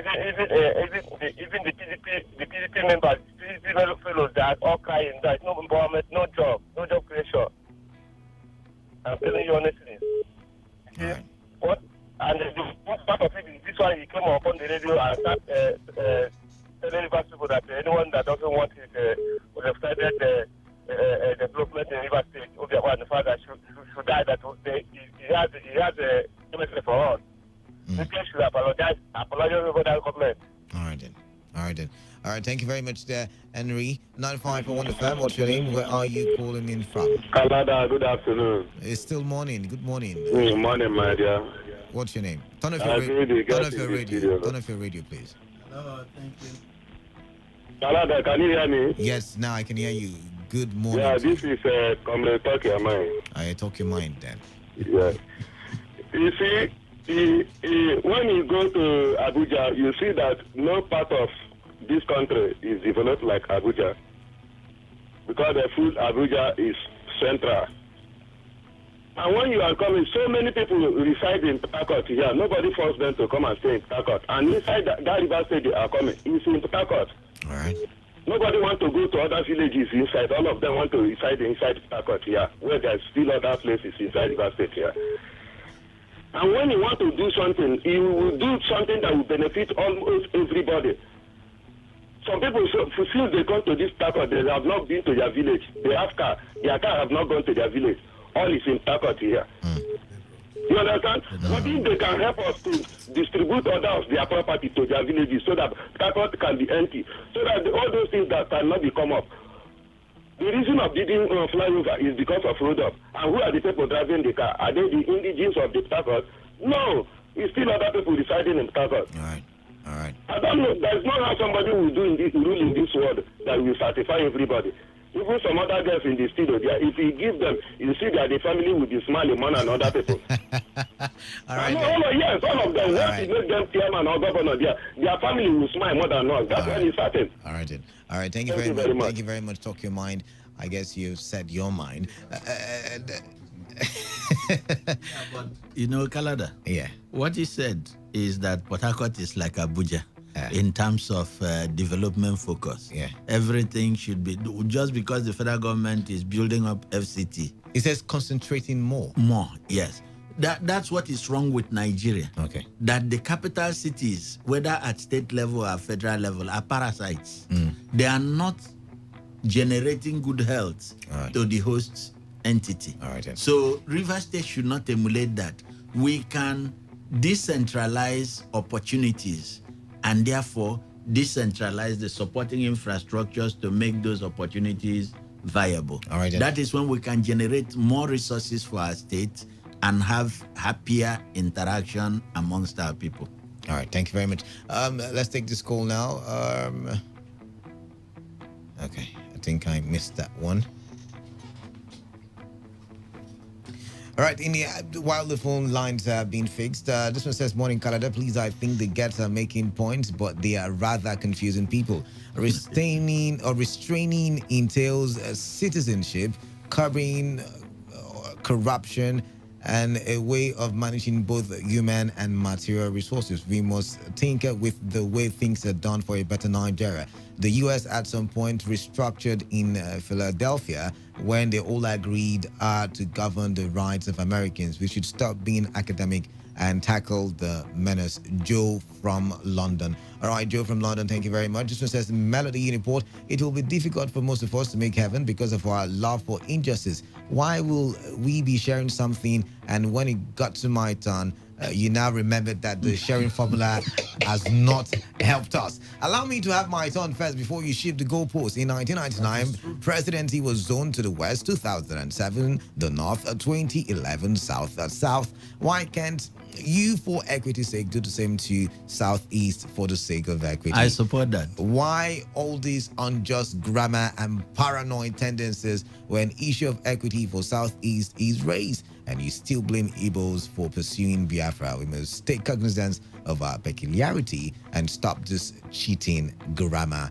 the writer said. And this one says, EOK Puhaket, good morning, Canada. It's unfortunate that when IPOB issue comes up, mouth begins to waggle, but leaving the substantive matter about the appeal, we're not talking about this, are we? No, we're not. That's an old text message. Sorry. Your recent text message says, now that Chief Sandy Bob Brown and co do not believe in restructuring, but rather transformation from bottom up, we think that it will not in future raise issues of imbalance on how Kano State has 44 local councils, while Bayelsa has 8 and River State 23 councils, whereas the restructuring, if implemented, will leave creation of local councils under the state and not federal government, so that the governor and State House of Assembly legislators can decide the number of councils they want based on their state resources. Now, are you also changing the core north orientation to vote on presidential election and others on merit than on religious grounds, particularly Muslim sects? And then he went on to say, Mr. Falana SAN said it all, like he said in Nnamdi Kanu, while other Nigerians who are still hiding and refusing to speak truthfully. Therefore, the unity of Nigeria is negotiable. This non-negotiability is a military import which is totally not contained in the 1963 Constitution, which gave Nigeria the mouthpiece of federalism, and that's coming from EOK in Port Harcourt. Let's go back to the phone lines now. 95.1 FM, what's your name? Where are you calling in from? Good morning, Mr. Kalada. Chimeze from Rumo Kurushi. Chimeze, welcome. Yes, I totally agree with Falana. Nigeria being non-negotiable is a misnomer. I don't know what it is in life that cannot be negotiated. After all of us, we are forced in this contraption called Nigeria. And they say forced unity is slavery. Finally, I want to thank Wike for using harsh words and insulting words on the citizens of River State. Because when Wike was doing what he was doing, they were gingering him, kill IPOB, do this and that. All right. Let's see how... Thank you very much. You're deviating the conversation. I got to let you go. That's not what we're talking about. 95.1 FM, what's your name? Where are you calling in from? Hello, good morning, Canada. Yeah, good morning to you. Good morning, guy, man, the guest in the studio. Hello, how are you? Fine. I am KMOS4. KMOS4, welcome. Yeah, the two guests in the studio, I respect them a lot. All right. But I think today I disagree with them completely. You're entitled to your opinion, so go ahead with your own opinion. Yeah. You don't say something will not work when you have not tried it. Even if you have tried it and it didn't work, you will not say you will not try again. Even the Bible told us in Ecclesiastes chapter 11 verse 6, it says, sow in the morning and sow in the evening. Nigeria is a country that is filled with so many ethnicities. So how do we develop moving forward without restructuring or negotiating our existence? One very good thing about restructuring is that it gives us a consciousness that we can actually demand for something and it comes to friction. Now, Emmanuel Hiroinama said, restructuring cannot solve the problem of Nigeria, because even at our various states, it is us that governs ourselves. Now I ask, if we restructure this country, can't we restructure our states? We can also restructure our states. And as for example, Brown gave, he said, when you are ill, you don't move to your next apartment. I think the best example is that if you are sick and you are being admitted into a particular hospital, what you do is when you stay there for a longer period and your illness remains the same, you move to the next hospital. I think that's the best example. All right then. Thank you very much. Thank you very much, KMOS. We got to go. A lot of text messages. I'm wondering how I want to do it. Well, let's look at the text message portal. This one says, Kalada, read those texts, please. If you avoid them, no wala. It's my opinion, JJ. But I'm gonna read them. It says he should make sure he settles his own people before 2023. If not, if Okrika or Calabari take over, well, nah, God. And then he went on to say, that is why the monorail and Trans-Calabari project was abandoned. The government is full of sentiment and tribalism. I pray for Okrika or Calabari to take over 2023. And then you went on to say, when Calabari, I think you said the same thing. But let's move on. This one is saying, Dear Kalada, is it a letter? Is that your panel is dodging your question as to how do we restructure? What we have presently is 36 and FCT and 6 regions. Do we use any of these as the basis, or do we create another model? That's what your panel should answer for me. Let the regions have equal number of states and then use it as a basis for developing power from the center of an entire location. I think we answered the method. You said we should change it and government should come from the local government to the top, and everybody had the methods that. And then you went on to say about Wiki and his statements that people can go to hell. I can only say that the discussants should move for the amendment of the Nigerian constitution that concentrates power on one man. This applies also to Buhari at the federal level, where we even have to beg him to talk to the country. That's correct. Blame the constitution. That's correct. Constitution. This one says, my greetings to Today FM, Mr. Kalada, and other good analysts, especially. Okay, this is from, I don't know. As a prince from Iba for Wike. After the race, we could not. Okay, I don't get your message. I'm sorry, I've got to skip. Good morning, Kalada. Governor didn't mean well for Rivers State. He's busy buying people houses everywhere. All right, shame on Rivers people or Larry or Valentino. All right, entirely your opinion. This says, good morning, the guest and the presenter. Please tell Wiki to show me and the likes of the road to hell. Majesty from Port Harcourt. All right, let's go to Facebook. Isoboye Elliot Davis says, the present state of Nigeria is scary and requires adequate attention. By that, I mean restructuring. Nigeria at this moment requires zoning, and presently the northeast, the north central, and the southeast are yet to produce the president of Nigeria. Thank God that Atwegbu says until we restructure Nigeria, the unity of Nigeria will still be in doubt. Restructuring is the best option and the best way to go for equity and justice. Oluna John Amechi says anyone praying for united Nigeria is praying for more bloodshed and killings. Nigeria is not working. Nothing positive happens happens in the absence of love. We don't love that identity of being called Nigerian with a northerner that reasons like he is in the 17th century. The backwardness and the drag from a region is too damaging. It is not the rightful option. A lot is injustice and marginalized. I think he meant a lot of injustice and marginalization has been going on or have been going on. Restriction is the best key to avoid anarchy. And Oluna John Amechi said that Godwin Onyeche says the probability of fixing this country is 1/2, and the permutation is clear. I rest my case. Christopher Nwogo says restructuring is not Nigeria's problem. We have dishonest and corrupt leaders. Even when you restructure, you will still have corrupt leaders at helm of affairs. It is from frying pan to fire. As for zoning of presidency, it will be unfair to bring another northerner after 8 years of PMB. Other zones will feel cheated and may give rise to more agitations. Let's read some more Facebook messages from...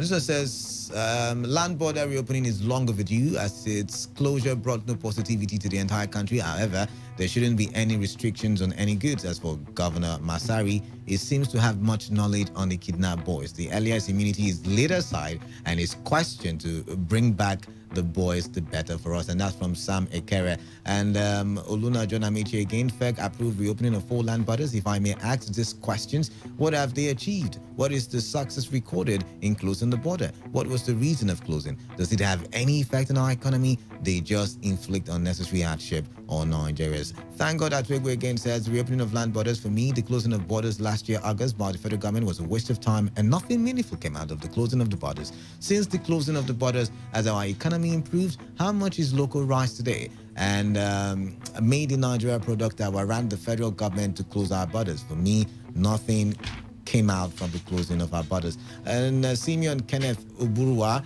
says, I think the reason for reopening the borders is for Nigeria to export goods because we are told that we have produced more than we can consume. That's too much I can take. I mean, I need to take a breather. So let's have your final words, please, gentlemen. Have your final words.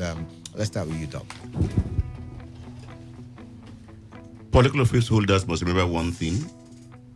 Power is transient. They can afford to do anything they want to do to the people. All right. One day, they will give complete account of everything they did in government. All right. Sir, what's your take? We need to begin to look at issues in terms of the objective character they represent, not the individuals and the sentiments behind them. Restructuring isn't in itself a solution. We will need to say what specific goals are we trying to achieve? Is it equity? Is it empowerment of citizenship? When we move from those things, we ask ourselves, can't we fight for those things in a certain, even now, to ensure that we experience them bottoms up, from the local government to the state and then to the federal?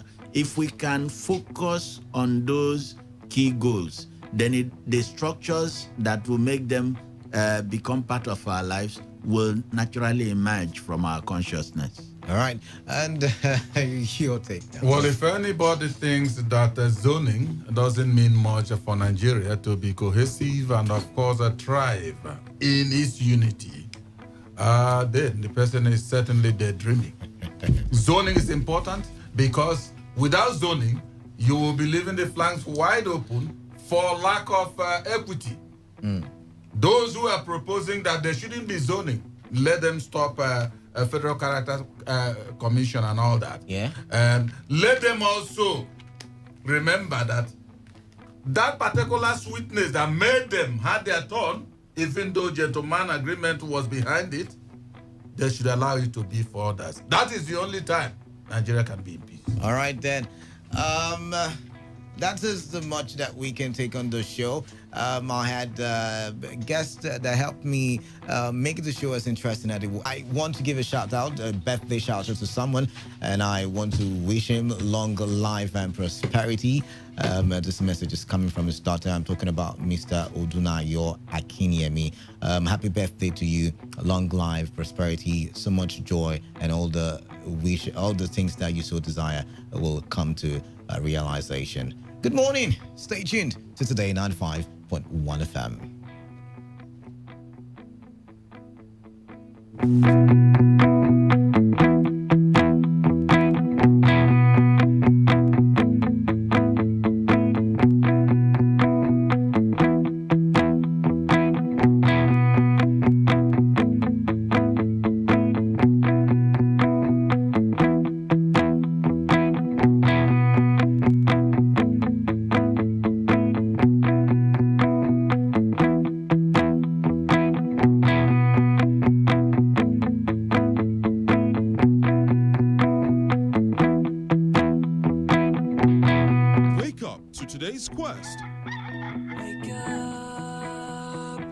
All the news and information you need in one go. Get started with the best of sports, lifestyle, analysis, and Annie. Can you feel it? Can you feel it? Can you feel it? Wake up to today's quest with Annie on Today 95.1 FM from 6 to 11 a.m. weekdays. Fantastic. Radio has never been this good. Today 95.1 FM, Port Harcourt. Oh, Jace, my people of Port Harcourt, my name na Fonny Ureme. I want to follow and get the 30 mark Panokona Fia utop this swagger baby. And I want to wish you a Merry Christmas and a Happy New Jace in advance. Abi Arias. Feliz Navidad. Feliz Navidad. Feliz Navidad. Prospera felicidad. Feliz Navidad. Feliz Navidad. Feliz Navidad. Prospera felicidad. I want to wish you a very, very Merry Christmas, and I hope you have a pleasant and a wonderful New Year. This is coming from Canada. This is Victor Ezeama of the News Department at Today FM. This is to wish you a very Merry Christmas and a prosperous New Year. My name is Buchira Fwa, and I want to wish everybody a Merry Christmas and Happy New Year. My name is Chinedu Ona, and this is wishing you a Merry Christmas and a very happy season to share. My name is Alpha Enoch. Merry Christmas. I'm Mrs. Sudo. I wish you a Merry Christmas and a prosperous New Year. My name is Wisdom Obina. I am your Superman in the world of sports and the man who can never leave football for snowball. And I'm wishing you a Merry, Merry Christmas. My name is Excel. I want to wish you all a very Merry Christmas and a prosperous New Year. Pastor Talking Drum, the Lord of the Mic. Merry Christmas. I wanna wish you a Merry Christmas. I wanna wish you a Merry Christmas.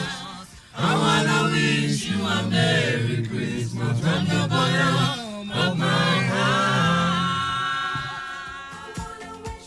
From all of us at Today 95.1 FM, we want to wish you a Merry Christmas and a prosperous New Year.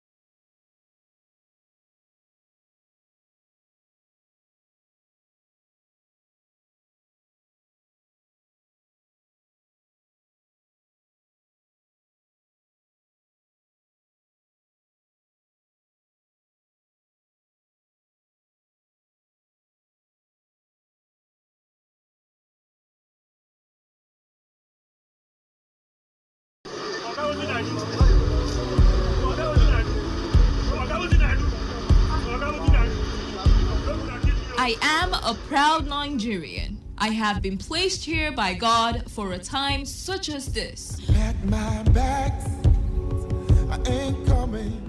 The degradation, challenges, and problems faced by Nigeria are the perfect backdrop for me to develop and utilize my God-given potential. I will not complain. I will not criticize. Rather, I will use my skills, gifts, relationships, and experience to find long-lasting and revolutionary solutions to the many challenges confronting Nigeria.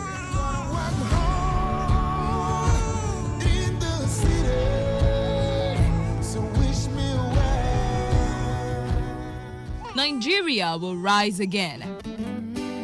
Because I am here, I will leave this nation A better place than I met it. I will work to make Nigeria a praise on the earth.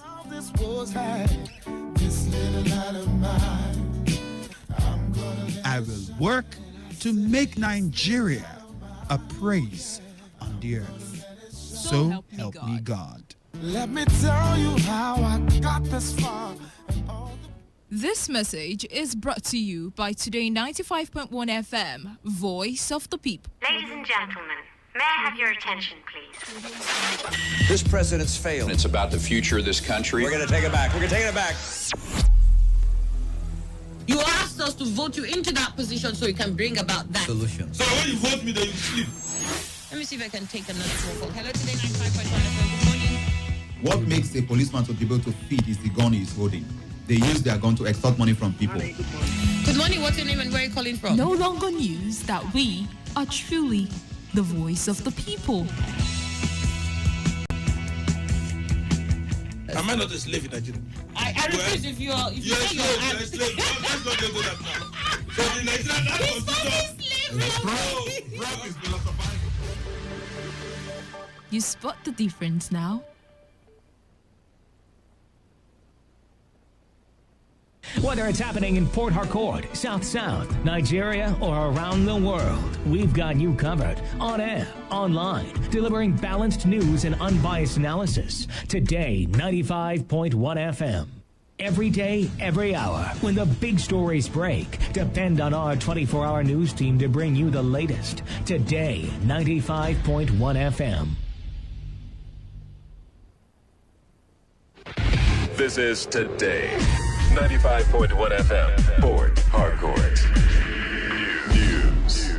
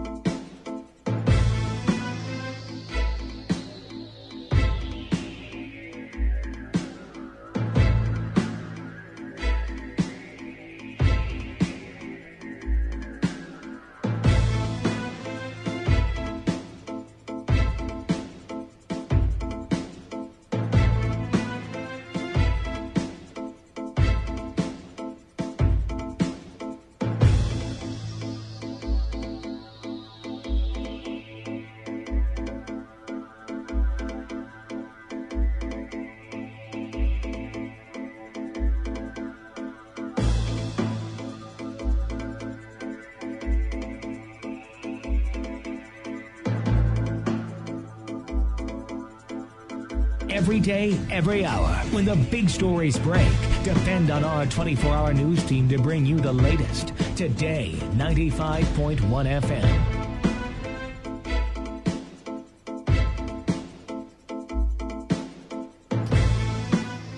Hello and good afternoon. This is the World News on your premium talk radio Today 95.1 FM Port Harcourt. I am Annie Abdul Salam. In the headlines, PDP urges President Muhammadu Buhari to declare state of emergency on security.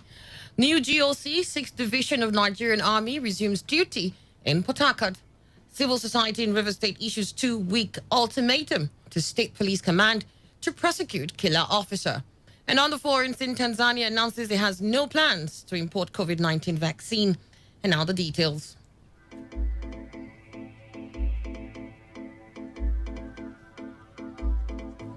The Federal Executive Council has approved the reopening of 4 land borders with immediate effect, while others will be reopened subsequently. The Minister of Finance, Budget and National Planning, Zainab Ahmed, disclosed this after the weekly FEC meeting. She said restriction on the importation of some commodities like rice and other products will continue to be enforced. The borders opened for now include Seme border in the southwest, Ilela border in the northwest, Mfon border in the south-south, and Meigatari border in the northwest. The Minister of Health, Osage Ihenare, has said Nigerians should expect to receive the COVID-19 vaccine by the end of January 2021. He stated this during the Federal Executive Council meeting at the Council Chamber of the State House, Abuja, presided over by Vice President Yemi Osinbajo. President Muhammadu Buhari, who is currently in his hometown Daura in Katsina State, joined the meeting virtually. Ihenare stated that the technical working group in the Ministry of Health is working on which vaccine will best suit Nigeria. The national chairman of the People's Democratic Party, PDP, Uche Secondus, has urged President Muhammadu Buhari to declare a state of emergency on security to arrest insecurity in the country. Secondus said this after the flag-off of 4 road projects in Bauchi. He added that the nation is in pains over the abduction of hundreds of school children in Katsina State. A new general officer commanding 6th Division of the Nigerian Army, Port Harcourt, has been appointed. Land Component Commander Operation Delta Safe, Major General Ibrahim Muhammad Jallo, who is on acting capacity, was appointed following the demise of the former GOC, Major General Olu Irefin. Major General Muhammad Jallo was, until his appointment, the commander of 63 Brigade Asaba, Delta State. In a statement by the Acting Deputy Director, Army Public Relations 6th Division, Lieutenant Colonel Charles Ekeocha, the new acting GOC and Land Component Commander Operation Delta Safe has since assumed duty. The statement called for cooperation with the new GOC and the Army in general from the members of the public. The Court of Appeal sitting in Abuja has nullified the conviction and 7-year jail term imposed on the former spokesperson of the People's Democratic Party, Olisa Metu. A 3-man panel of the court led by Justice Stephen Ada, in a unanimous judgment, held that the proceedings of the Federal High Court leading to the conviction of Metu and his company, Destra Investment Limited, were tainted with bias and therefore must not be allowed to stand. Justice Ada, who delivered the lead judgment, held that the utterances of the trial judge, Justice Okonabang, in the course of the trial, established that he was biased against the convicts. The appellate court therefore ordered that the trial be conducted afresh. He directed that the case file be sent back to the Chief Judge of the Federal High Court for reassignment to another judge other than Justice Abang. Justice Abang had, in his judgment delivered on February 25th, sentenced Metu to 7 years imprisonment for fraudulently receiving 400 million naira from the office of the then National Security Advisor, Colonel Sambo Dasuki. A contempt charge has been filed against the governor of the Central Bank of Nigeria, Godwin Emefiele, over his alleged failure to order the payment of 182 billion naira to Ogoni people in River State. The 182 billion naira was awarded against oil giant Shell Petroleum Development Company over the oil spillage experienced by the Ogoni people as a result of the activities of the company. The plaintiffs, represented by Lucius Nwosu, filed the contempt charge, praying the Federal High Court in Abuja to commit the CBN governor to prison for allegedly disregarding an order of court that awarded the money to the aggrieved Ogoni people. At the hearing of the suit, counsel to the Ogoni people expressed displeasure over the absence of the CBN governor, insisting that the charge against Emefiele is semi-criminal in nature and warranted his physical presence in court. Lawyer to the CBN governor, Damian Dodo, however, informed the court that it was not the habit of his client to underrate any court of law and assured that Emefiele would do the needful at the appropriate time.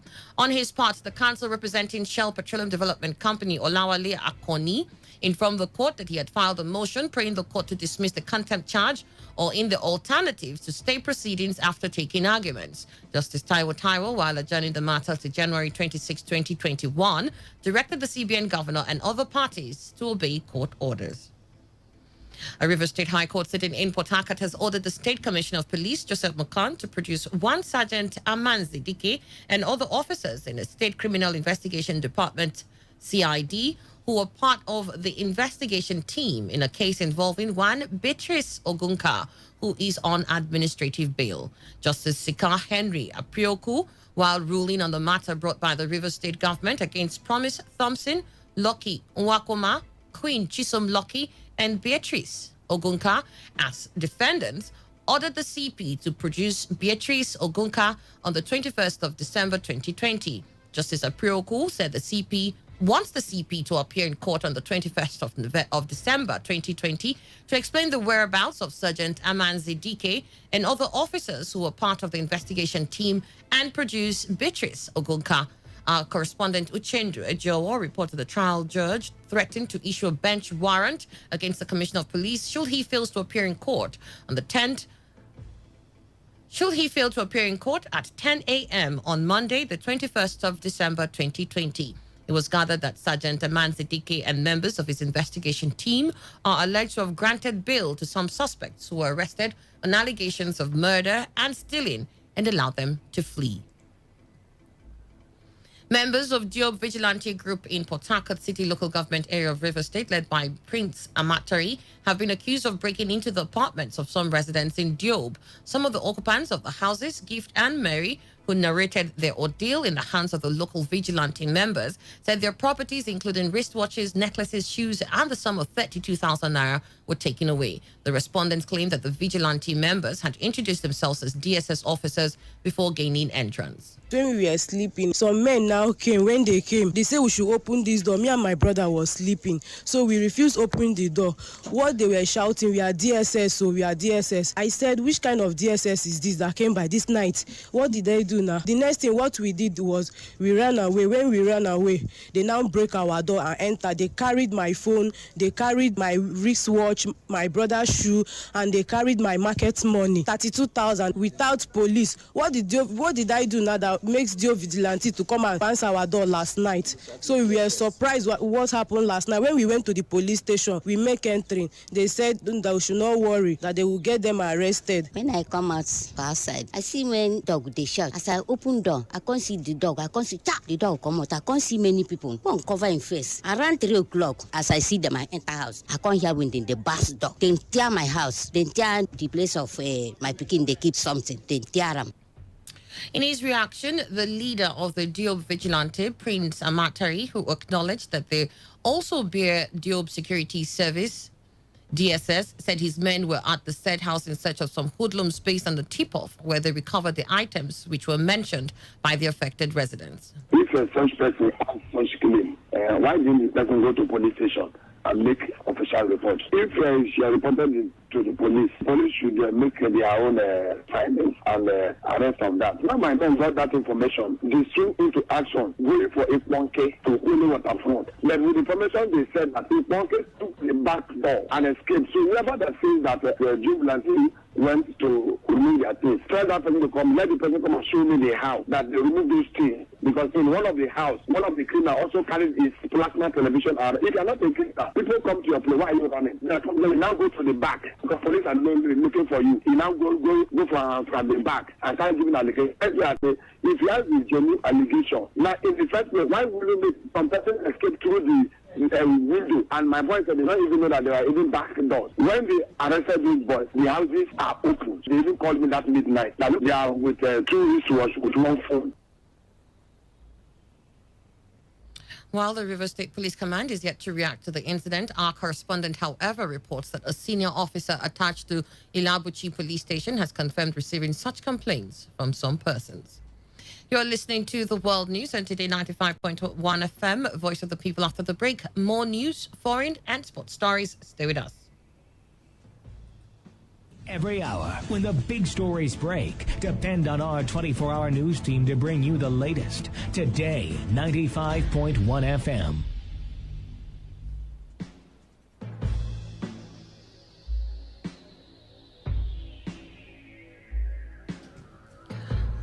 Welcome back. You're still listening to The World News here on Today 95.1 FM. 11 minutes has gone past the hour of 12. The disarmament of over 557 armed-bearing youths in Bodo, Gokana local government area of River State has ended with a church deliverance for the repentant cultists. Facilitator of the disarmament program, Reverend Father Abel Agbulu, who is a Catholic missionary at the Deliverance Ground, said there was need to take the repentant cultists through spiritual exercises as they had surrendered their arms to the security agencies. Reverend Father Abel, in an interview with newsmen in Bodo, expressed optimism that the sins of the repentant cultists have been forgiven. Because let's put all these things in work so that we will not disappoint them. If we commit a crime again, you are not deceiving them, neither you are deceiving yourself, because they will not take kindly with you. I much thank God and I appreciate, and I promise that we try to get in touch with each and every one of us, make sure that this peace lasts so that we will see the end of it. Our correspondent reports that the deliverance took place after the repentant armed-bearing youth surrendered their charms to the clergymen, just as they promised to sustain the peace process in Ogoni.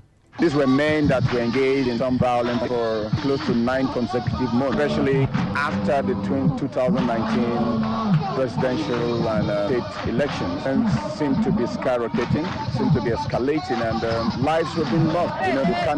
But the flashpoint of the violence seemed to be here in Bodo. Had come to the point where they say, indeed, we have sinned in our community. And the community, please, you need to forgive those who've offended. Please forgive us so that we can once more come back home and be with you again. So that whole picture, the Christ model of reconciliation and peace, is a message I want the people to kind of embrace.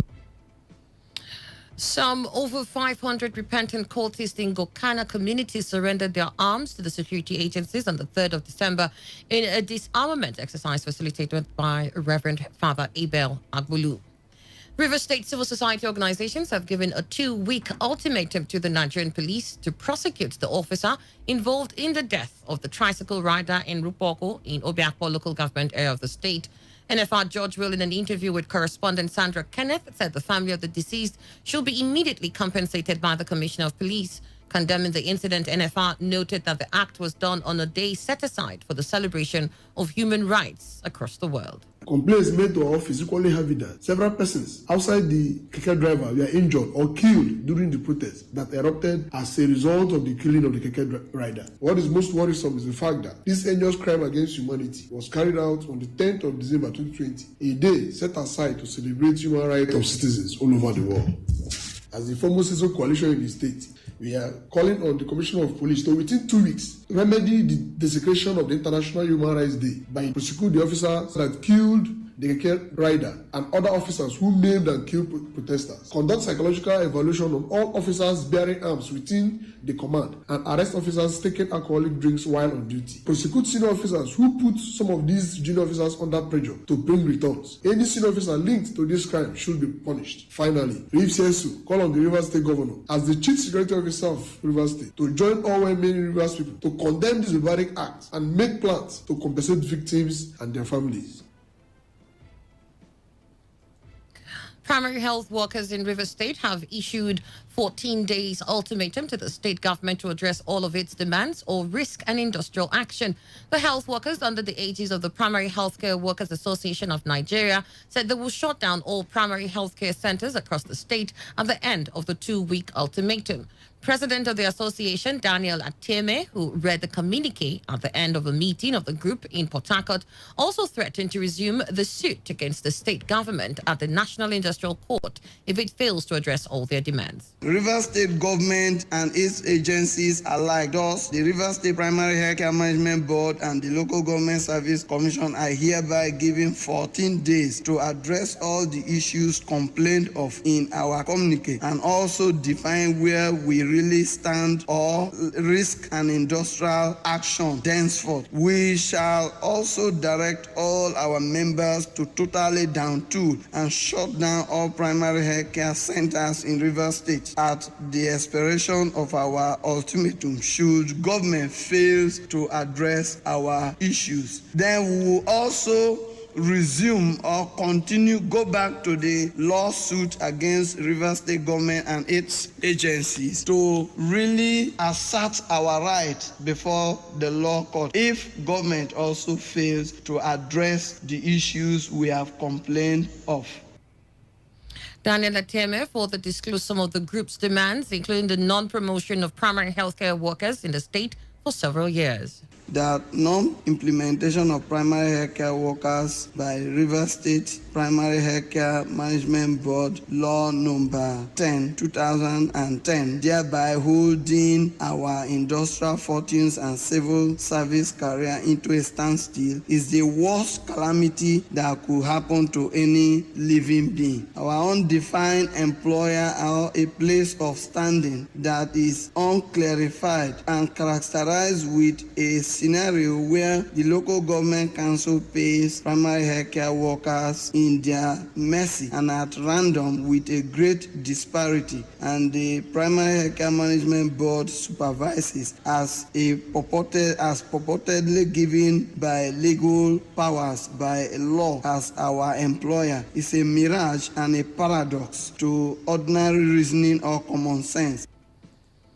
And now to the foreign scene. Tanzania has said it has no plans to import COVID-19 vaccines, but will rely on local herbs. In an interview with the East African newspaper, Health Ministry spokesperson Gerald Chami said he doubts the safety and efficacy of imported vaccines. Chami said that development has been too rapid for effective testing.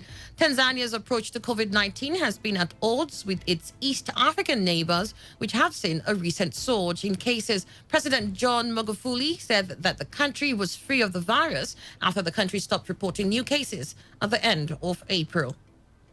And in France, French President Emmanuel Macron has tested positive for COVID-19. The presidential LC Palace, which made the announcement, said the president took a test as soon as the first symptoms appeared. It also said Macron will isolate himself for 7 days. Macron tested positive after he attended an European Union summit at the end of last week and met with the Prime Minister of Portugal. In sports, Russia's appeal against a 4-year ban from all major sporting events will be decided today. The World Anti-Doping Agency reinstated Russia in 2018 after a 3-year ban for a doping scandal. But in December 2019, WADA declared Russia's anti-doping agency non-compliant with its code. If upheld by the Court of Arbitration for Sport, there will be no Russian team at the Tokyo Olympic and Paralympic Games for the 2022 World Cup. Russia has been banned from competing as a nation in athletics since 2015. And now to end the news, here's a summary of the major stories. The People's Democratic Party, PDP, has urged President Muhammadu Buhari to declare a state of emergency on security. We told you that the new General Officer commanding GOC 6th Division of the Nigerian Army has resumed duty in Port Harcourt. You also heard that the civil society in Rivers State has issued a 2-week ultimatum to the State Police Command to prosecute killer officer. And on the foreign scene, Tanzania has announced that it has no plans to import COVID-19 vaccines. And that was the news, as edited by Ifunanya Obeme Undukwe. For comments and inquiries, please call 081-5341-8657 or 081-4434-3502, or send your emails to news@todayfmlive.com. You can also read our stories on www.todayfmlive.com. Do not forget, you must take responsibility by washing your hands frequently with soap under running water. Avoid touching your face in high contact surfaces when out and about to prevent the spread of coronavirus. I am Annie Abdusalam. Please have a good afternoon. Today's news, today's entertainment, today's sports, today's issues. Today on Today 95.1 FM, Port Harcourt.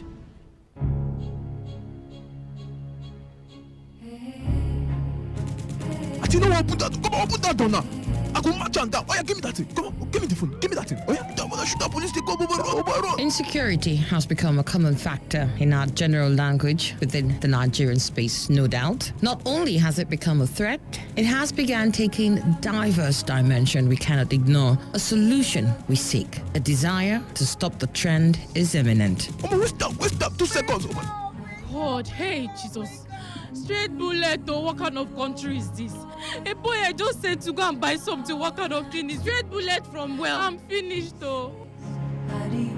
Directly or indirectly, we all have lost people, friends, family, or acquaintances as a result of insecurity. But is security only the job of the government? No, security is not one man's job alone. Every individual in the society has a role to play in order to achieve a secure society. We urge citizens and indigents to adhere and respect the laws of the state, report irregular activities to the authorities, and we implore security agencies to carry out their duties as stipulated by the Constitution and not infringe on the rights of citizens. If we work together, we can build the Nigeria of our dreams. This message is brought to you by Today 95.1 FM.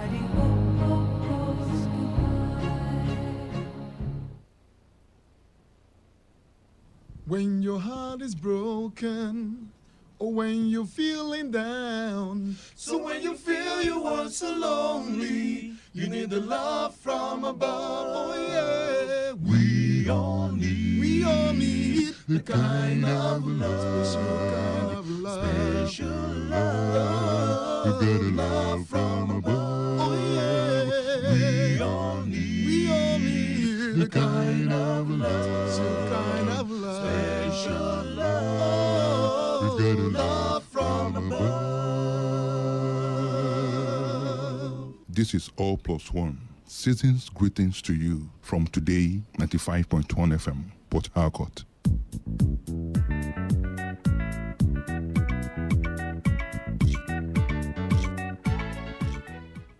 Neighbor, ma oyibo neighbor abeg come, e get wetin I want tell you. Wetin happen? No say this, no vessel. You know say anytime we anything come my mind, now you are the committee. Be like say na you sabi pass everybody where they this come. Oh yeah, tell me, wetin be the problem? The thing I be saying, you know this Christmas we don't come. Money I no get. I don't even know how I go do. My children I never even buy clothes. I never even buy rice. I don't know what I go do. My neighbor abeg. What I go do? Everywhere hard. No be everybody get money buy clothes this Christmas. Your children know they wear clothes before now. Even if they wear clothes, you know say this Christmas now new clothes, then they supposed wear go church. The only thing where would they use celebrate this Christmas now? Now say person wake up breathe because this 2020 hard for everybody. Bad as bad, my sister. At least, even if na one cup of rice, person no go chop. What you go do? Okay, my children na go church, then go wear old clothes. Now, other people go wear new one. What go no say na old clothes they wear? No be waiting they wear last year. My dear, use waiting you get. Give your children the small way you get. If like say this na one cup of rice if you cook and make una chop. This one way they wash this your children clothes with all your muzzle. Now waiting then go wear. My sister, if I wash and finish, I go iron am. Keep am for inside. You serious so? When you reach to go church, now waiting then go wear. If you say now waiting I go do because person no go thief now. You cannot come and kill yourself. My neighbor, thank you, Shama. They go. I bet you get cold water for your room. You know, yes, 2020 hard. No verse. Oh yeah, now bye bye. Lights no day.